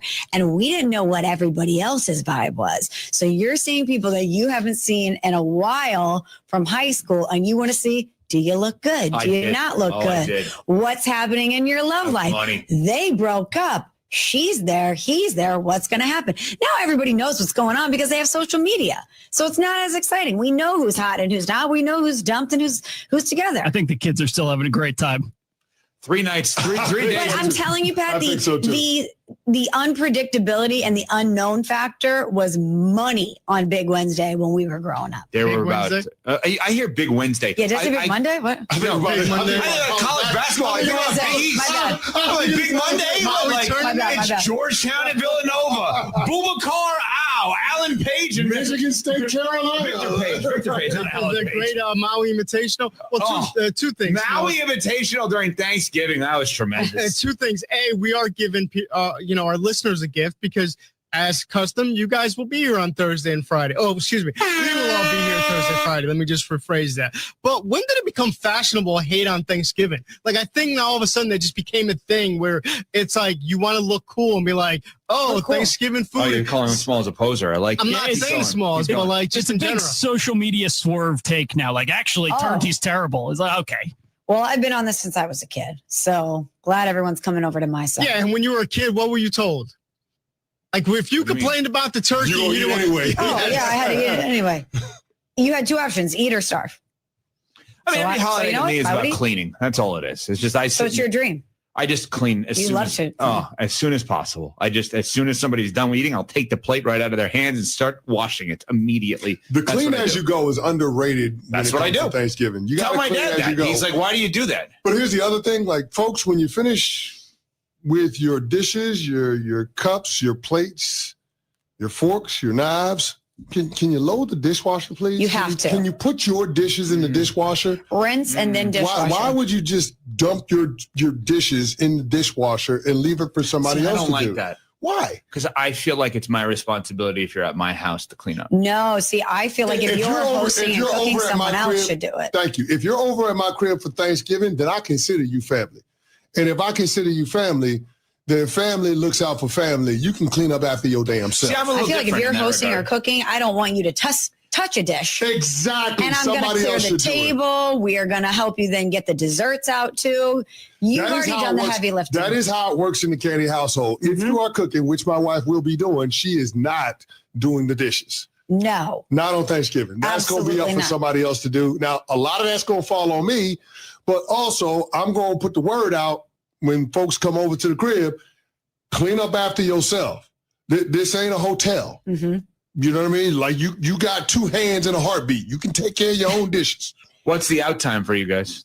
There is no out time. Oh, see, that's a problem. I want, no matter who comes to my house, who they are, whenever they come over, there needs to be an end time. But see, that's the thing. I need a hard out. My Thanksgiving is very intimate. It literally is just family. It's my mother-in-law, it's my parents, and my brothers. That's it. So like, yeah, we're all be there. So exactly. So when you come over to the crib, I don't feel the onus to have to take care of you or entertain you. Right. Like we're gonna eat, we're gonna chill relaxed. out. If I want to go take a nap, I can go take a nap. Oh, that's good. And come back. Yeah. Exactly. Everybody got what they need. Yeah, we have Everybody that, can chill out. Everybody should feel that way at Thanksgiving, that if you want to nap, you feel comfortable and relaxed enough to nap on the couch while you're watching football. Yeah, exactly. Or in your bed or whatever. Yeah, I'll leave them in the room, in the living room, and go into bed and take a nice little siesta. Good for you. Yeah, 1,000%. It takes my family about 50 minutes to actually leave any family function. Oh, that's it's horrible. like you do like the goodbye, and then there's the secondary goodbye, and then there's the conversations after the secondary goodbye, and then there's like a third goodbye. Like, can we just leave, please? A third goodbye? It's like crazy. It's like overkill. It is overkill. I don't know. No, yeah. Can you leave without saying goodbye on Thanksgiving? Is Absolutely that frowned upon? not. No, totally frowned upon. Come on. Oh, I don't care. Just leave. You can't just get out of You there? can't ghost. You have to say goodbye. I'd rather nobody say hello. But Evan, wouldn't you appreciate it if somebody's like, all right, I've been over here 2 hours. That sounds like heaven. I'm going to get out of here. You know. I'll pay for that. Exactly. Send a text on the road. It's not like nobody's going to it's see you amazing. leave. It's just that I don't feel compelled to tell every single person that's there goodbye. No, you got to give the hug. You got to say goodbye to everybody. Got to give the hug. Love See, you. I Thanks also for have an having us. interesting Yeah. scenario because my sister and her family live in Miami, and they're coming up and they're staying with us. So I'm going to put her to work. So she's going to be in charge of getting rid of everybody. I mean, hosting everybody. I want her to do the work. Is there like a payroll for your Thanksgiving, Evan? This sounds like a job more than an actual Yeah, seriously. It does event. not sound like people will feel comfortable enough napping at your home. You can only hope that they don't feel So if they comfortable. don't feel comfortable, they'll leave her. Oh, make them. You can't sit there. You can't eat that. No, you can't go. Then why do you host? I don't know. If you I have a good- loathe it this much and you want a hard out, you want people to feel like they're working there, you don't we want have, them to be we have a relaxed. show the next day. I need to do show notes. That's the most important thing with Thanksgiving. Show notes. I think Evan Those are the show notes. Talking to your family. That's Right right. after Thanksgiving. I think Come on, Evan man. actually enjoys the angst that he has knowing that everyone's going to be there. Like that just, I think he enjoys that more than actually having the people. He's happy being miserable? Yeah, he's happy being miserable. Shout And out this- to Julian Edelman. And this is a Happily way to be miserable. miserable. Greatest thing like ever. Friday, it's easy. You're going to have Three three games ridiculous to talk games. about? One of the games is probably going to be the highest rated game ever, potentially, the Cowboys-Chiefs. Cowboys, yeah. Right? Like, so Yeah. you'll be good. Burrow's going to win on Thursday night against I don't know Kansas about that and Ravens. one. And- Yeah, and then we have Bears, Eagles to look forward to on Yes, Friday. We Friday have afternoon. the show's booked. We're done. We're ready to go. Enjoy your family, Ev. The storylines are going to write themselves. Yeah, I'll be here Friday, but I'm kind of already taking the Friday off. Wait, what do you mean? Nuno is saying Friday is going to be a Yeah, parking lot show. yeah, like You had Friday. a car running in the parking lot. Senioritis. Yeah, Friday. I mean, He's like, I'm here, but I'm not. I can send Friday's rundown like right now. Like, it's set. It's Wait, why easy. don't you, Nuno? Why don't you send it and see if anything changes? Yeah, small as your 4 downs at 7 o'clock. There we go. You know, we'll be good. He said, I got Friday's rundown already done. Bears Eagles preview 9:30. Canty's best bet. On Sports Are Like Moment. I'm also very concerned about what we're going to wear on Thanksgiving. I know you keep bringing this up. Well, because we've done such a good job of doing a bit around the clothing on Thanksgiving that I don't feel Well, we like did it once. We did it last year. we didn't do it the previous year. No. I've got a great outfit. What are you going to wear? I guess you'll have to tune in. I'll be here. Well, tune in. I think we need to do. Should I just wear the unsportsmanlike onesie, whether you guys do or not? Because I still have it. I don't know. Smalls is giving her stuff away. I don't understand. this. My apartment is the size of a tuna can. I don't have space for all this stuff. I've become Santa myself. I'm sending, my friends are calling it the Smallman subscription box because I am just putting stuff in boxes and sending it to my friends, being like, hey, you want this? Because I don't have room for it. So I had to give it away. I'm sorry. I do have a robe though. It's not an unsportsmanlike robe, but it's a Tony Soprano type robe. We want to go I have chill. a white terry cloth robe. We can do that. I'll do robes. CC? What do you give me a look for? No, I'm CC, bro. I feel uncomfortable wearing my robe. Wait, you wear clothing underneath? No, I feel uncomfortable because it's my robe. You don't want it to leave your house. Yeah, the robe doesn't leave the crib. I put that on when I get out the shower. So like pajamas? You don't want the germs from the studio? No, man. My blue satin robe? Nah. I would die to see that. His blue satin robe is probably like sheets for most people in terms of. Okay, so robes are out. What are we going to do then? I don't know. Pajama party. Pajamas? But my pajamas, I I just wear beautiful pajamas. I just wear basketball shorts and a t-shirt. Is that what you wear? Mm-hmm. Yeah, I mean. You do? What guy doesn't wear basketball shorts and a t-shirt? My wife calls it man lingerie. What are you talking about? You think that's abnormal? An A t-shirt with basketball shorts. Man lingerie is hilarious. That's what my wife calls it. No, I know that's what dudes wear, but I wear a father-son camp shirt from 1991 or 92 that I still have. That it's so comfortable because it's so worn. Yes, exactly. My same one every night. What? I have a couple of them, and then I wear the shirt that you gave me. The not you, but it was sent to you. The every day is a gift, or that shirt. Oh yeah, that's comfortable, right? Yeah, that's a very comfortable shirt that they sent us. So I like that one. Old shirts that are very comfortable, like they're more holy than a church or a temple. Most of my clothes that I would go to sleep in, like they're old and they're comfortable. You gave breathable. You gave a look as if that's odd. Well, what would you like guys to wear to sleep? Nuno, do you have a matching set? Like a matching silk Nuno pajama wears set? the hat. He has the lantern with the oil next to it. I'm going to tell you something right now. A nightgown. I think it's a red flag for a man to have matching pajamas and literally wear that to bed is a red flag. Nuno definitely has it. No, I do not. He wears a hat. No. It's not it's not a sin to have it, but for somebody to say this is what I wear to bed, if you're a guy and you wear matching pajamas to bed, I feel like Nuno has the oil feather thing that he writes Something's a little strange. Okay. Yeah. No, I'll get the word out to all the ladies. Yeah, that's a red flag. Red flag. Red flag I feel like Nuno busts out the N1 shorts for this. First of all, that's disgusting. That's disgusting. I actually have just like sleepwear, like shorts. Yeah, they're like specifically made to shorts that are specifically made for sleep. They sell that stuff. What does that mean? Sleepwear. You can sleep in any pair of shorts. Can you drop a link in the group chat? Yes, I will. And what kind of shirt are you wearing? Is it matching? Yes. No. Yes, it is. He buys sleepwear. I mean, there's nothing wrong with that. Sleepwear shorts for men? I bet that Nuno's sleepwear has something to do with health, whether it's like the fabric is cooling. Oh, no, I think it's like I think it's a Chris Canty caricature on the Giants, like you would get at a bar mitzvah. No, Nuno is just so conscious of his health stuff that I could see him wearing like some Tom Brady type cooling fabric pajamas that help with your REM cycle. Nuno, is it health sleepwear that you wear? No, but it is like comfortable, like breathable. Yes, breathable type of thing. Yeah. So are they more like boxers? How does that? No, they're like short. I'll throw it in the group chat. They're like shorts. I can't wait to see this. And quickly, Pat, what about you? We have not figured out your sleeping arrangement. Go ahead. Oh, nothing. Yeah. Okay, we're on Sportsmanlike, presented by Progressive Insurance. This is the best of ESPN Radio.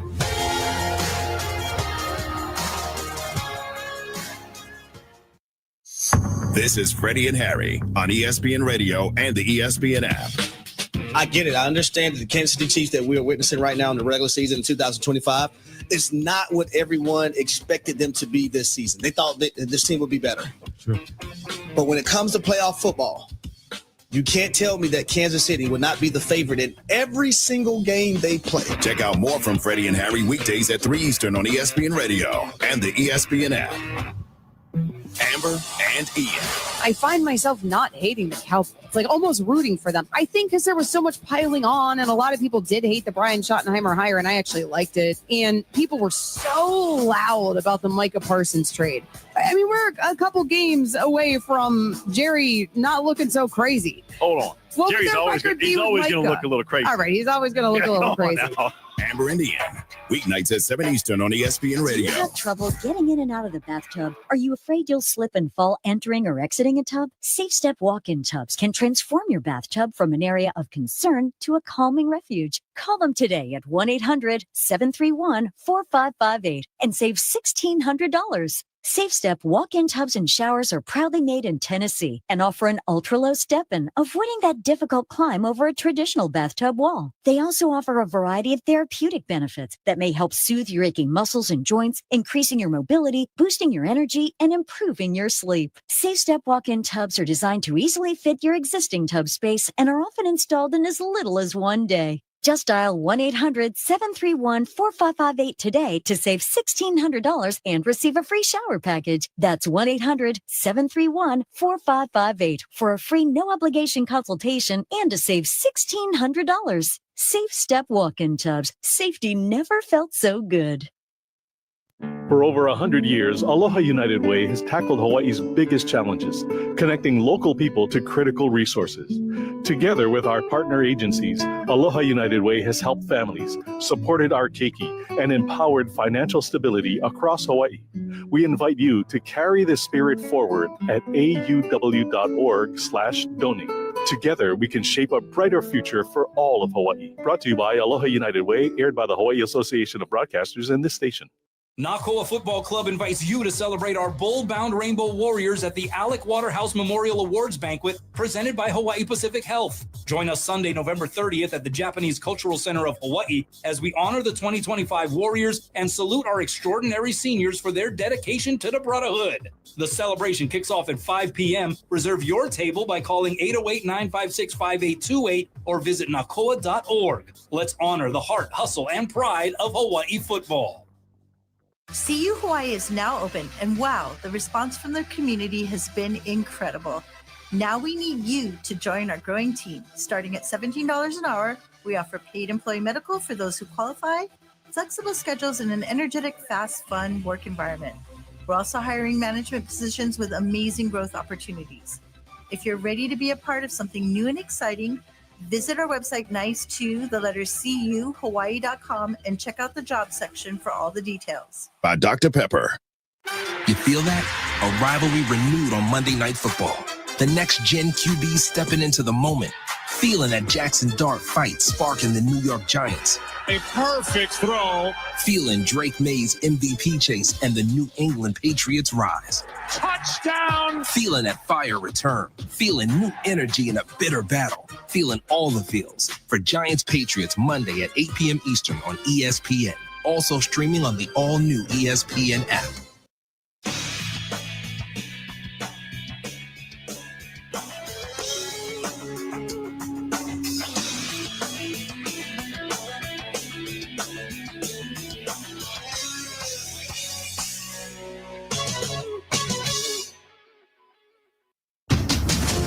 This is the best of ESPN Radio.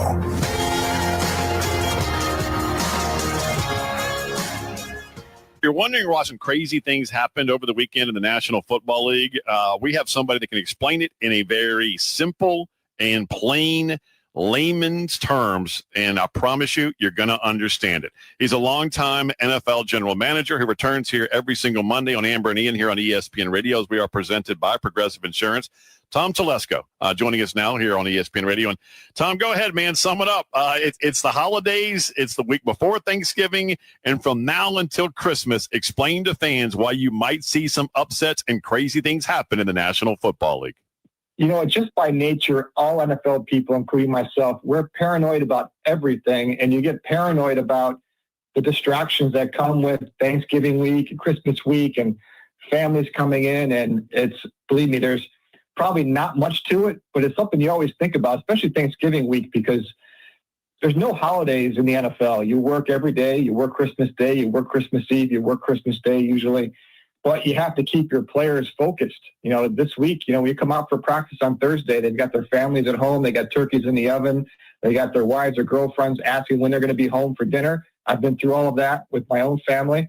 And you got to keep everybody focused on the task at hand. These are important games coming up. But, yeah, these are always things that you worry about. You worry about everything as a GM or head coach. But this is also, you can add this one to the list.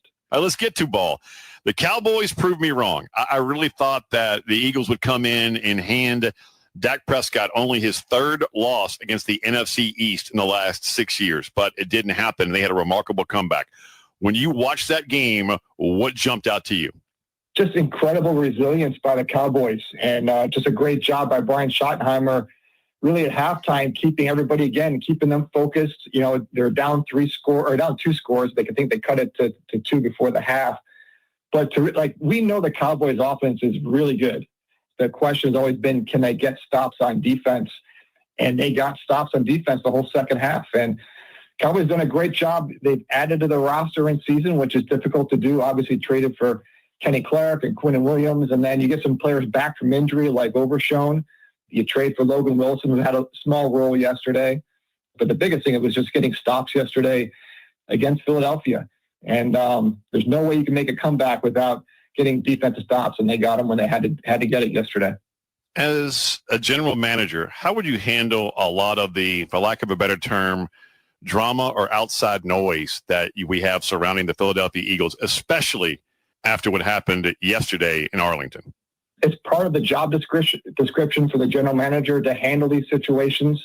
The GM has to have the smallest ego in the room because you're dealing with professional football players, big egos. You're dealing with coaches, sometimes bigger egos.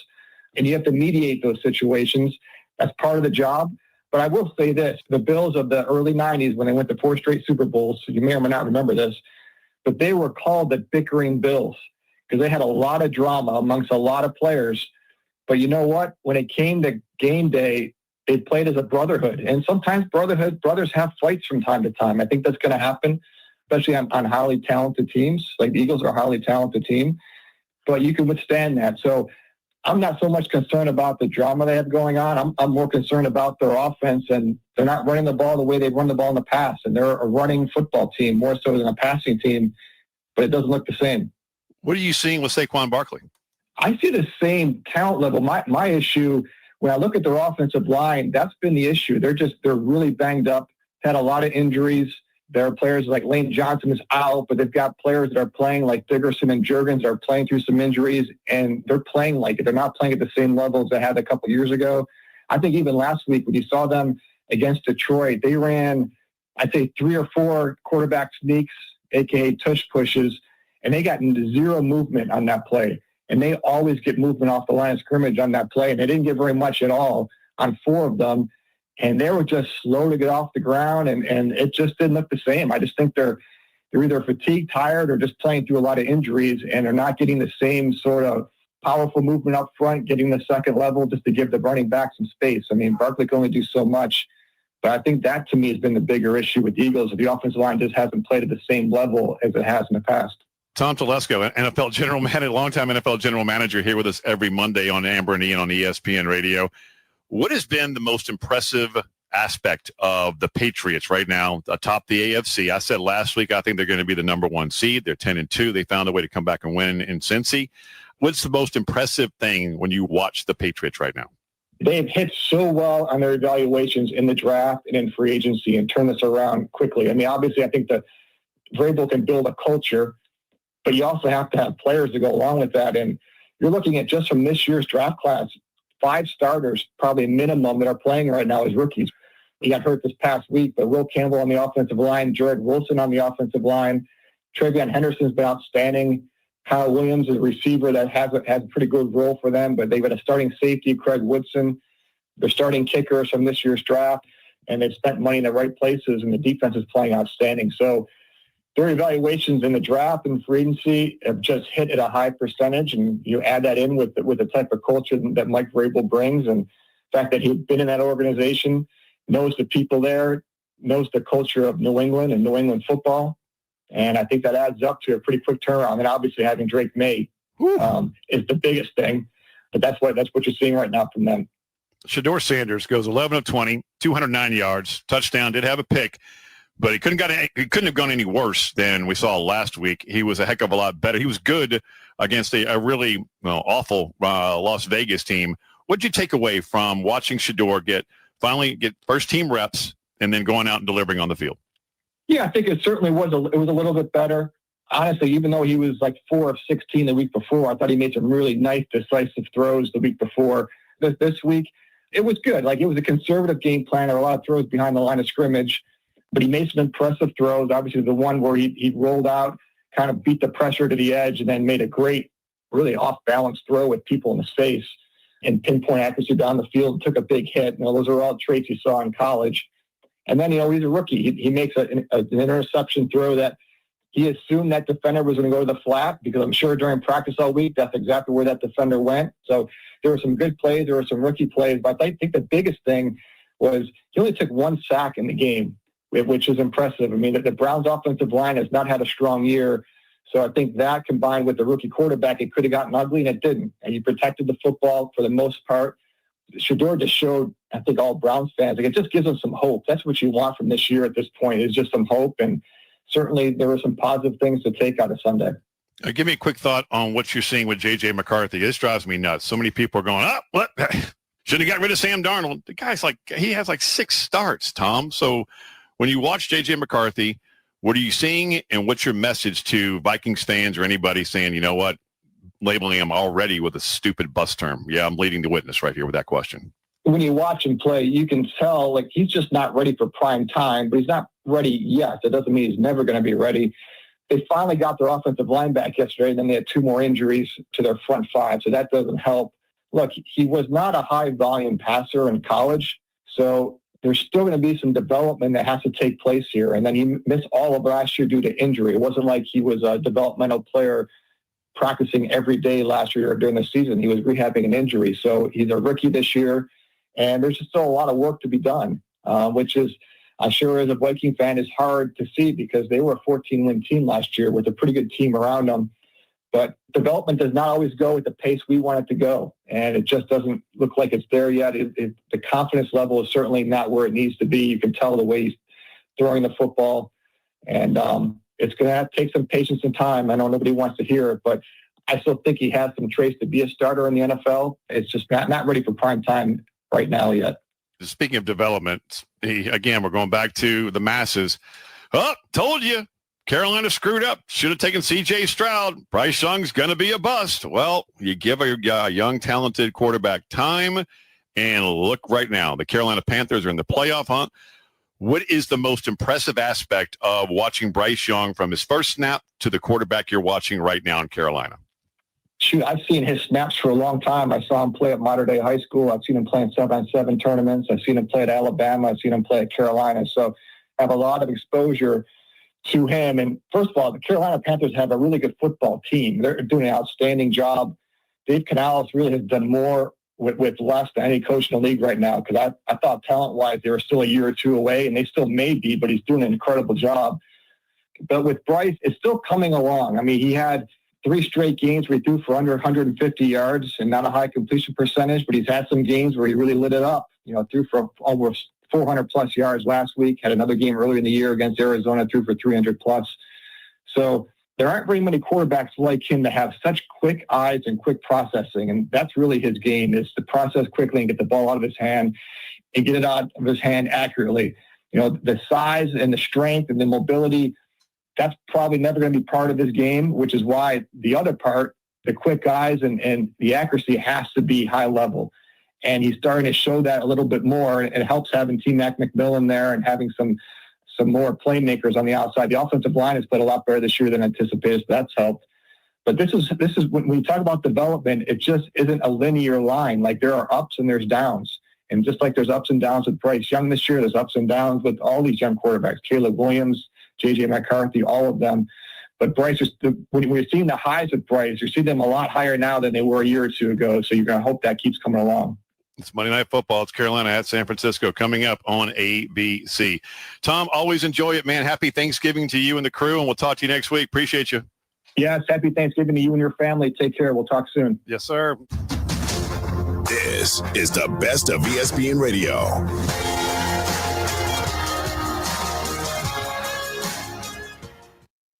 Earlier on Clinton and Friends.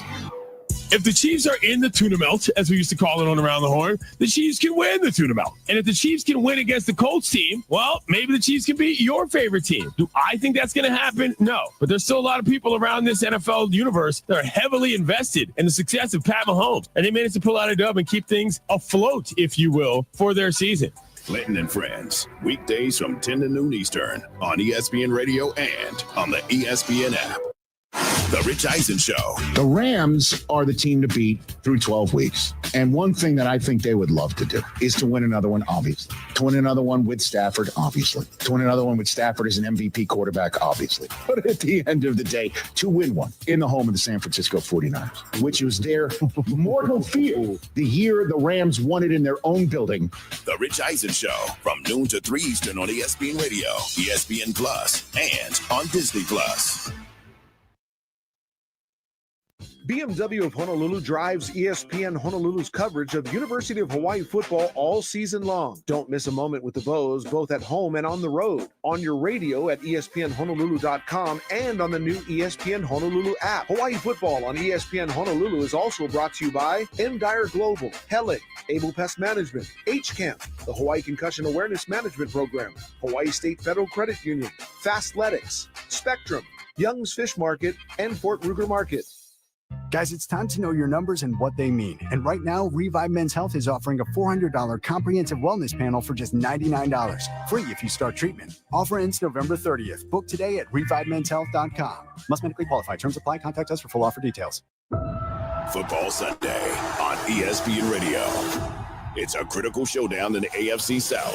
First and goal from the 8. Stroud throws in, so great hands, caught, touchdown. Will C.J. Stroud return? Or will Davis Mills lead the Houston Texans into Indianapolis against Daniel Jones and a first-place Colts? Jones throwing, caught by Downs at the 1, and in for the touchdown. On ESPN Honolulu, 92.7 FM and 1420 AM, Hawaii's sports leader. Kids are victims of their own success, and I think that is an indictment on the state of affairs when it comes to college football. Unsportsmanlike. Weekday mornings starting at 6 Eastern on ESPN Radio and on ESPN2. Earlier on Clinton and Friends. If the Chiefs are in the tuna melt, as we used to call it on Around the Horn, the Chiefs can win the tuna melt. And if the Chiefs can win against the Colts team, well, maybe the Chiefs can be your favorite team. Do I think that's going to happen? No. But there's still a lot of people around this NFL universe that are heavily invested in the success of Pat Mahomes. And they managed to pull out a dub and keep things afloat, if you will, for their season. Clinton and Friends, weekdays from 10 to noon Eastern on ESPN Radio and on the ESPN app. You feel that? A rivalry renewed on Monday Night Football. The next-gen QBs stepping into the moment. Feeling that Jackson Dart fight sparking the New York Giants. A perfect throw. Feeling Drake May's MVP chase and the New England Patriots rise. Touchdown. Feeling that fire return. Feeling new energy in a bitter battle. Feeling all the feels for Giants-Patriots Monday at 8 p.m. Eastern on ESPN. Also streaming on the all-new ESPN app. College Football Saturday on ESPN Radio. Touchdown, Oklahoma. The 8th-ranked Oklahoma Sooners are one win from the college football playoff. Lose, and they're out. Up next, LSU, who would love to send the Sooners home. Toward the end zone, 10-5, touchdown, LSU. LSU at 8th-ranked Oklahoma. Coverage begins today at 3 Eastern, with kickoff at 3:30 Eastern on ESPN Radio and on ABC. Presented by Dr. Pepper.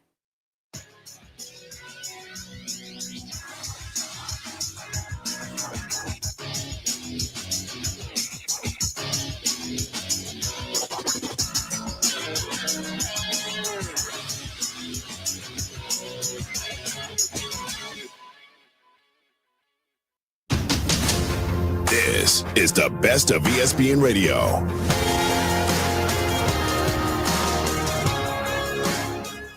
Back on the Rich Eisen Show. Let me take a for our. By the way, ESPN Radio presented by Progressive Insurance is just returned. I love Progressive Insurance. I'm glad you do, because this is what presents ESPN Radio. I'm now taking a drink of Father Time bourbon. That's quality, right? Ooh, that'll leave a mark. At 10:27 in the morning. That's good.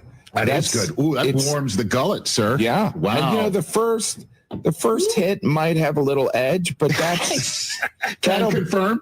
That'll bring you into a pleasantry. Mm-hmm. Like there is.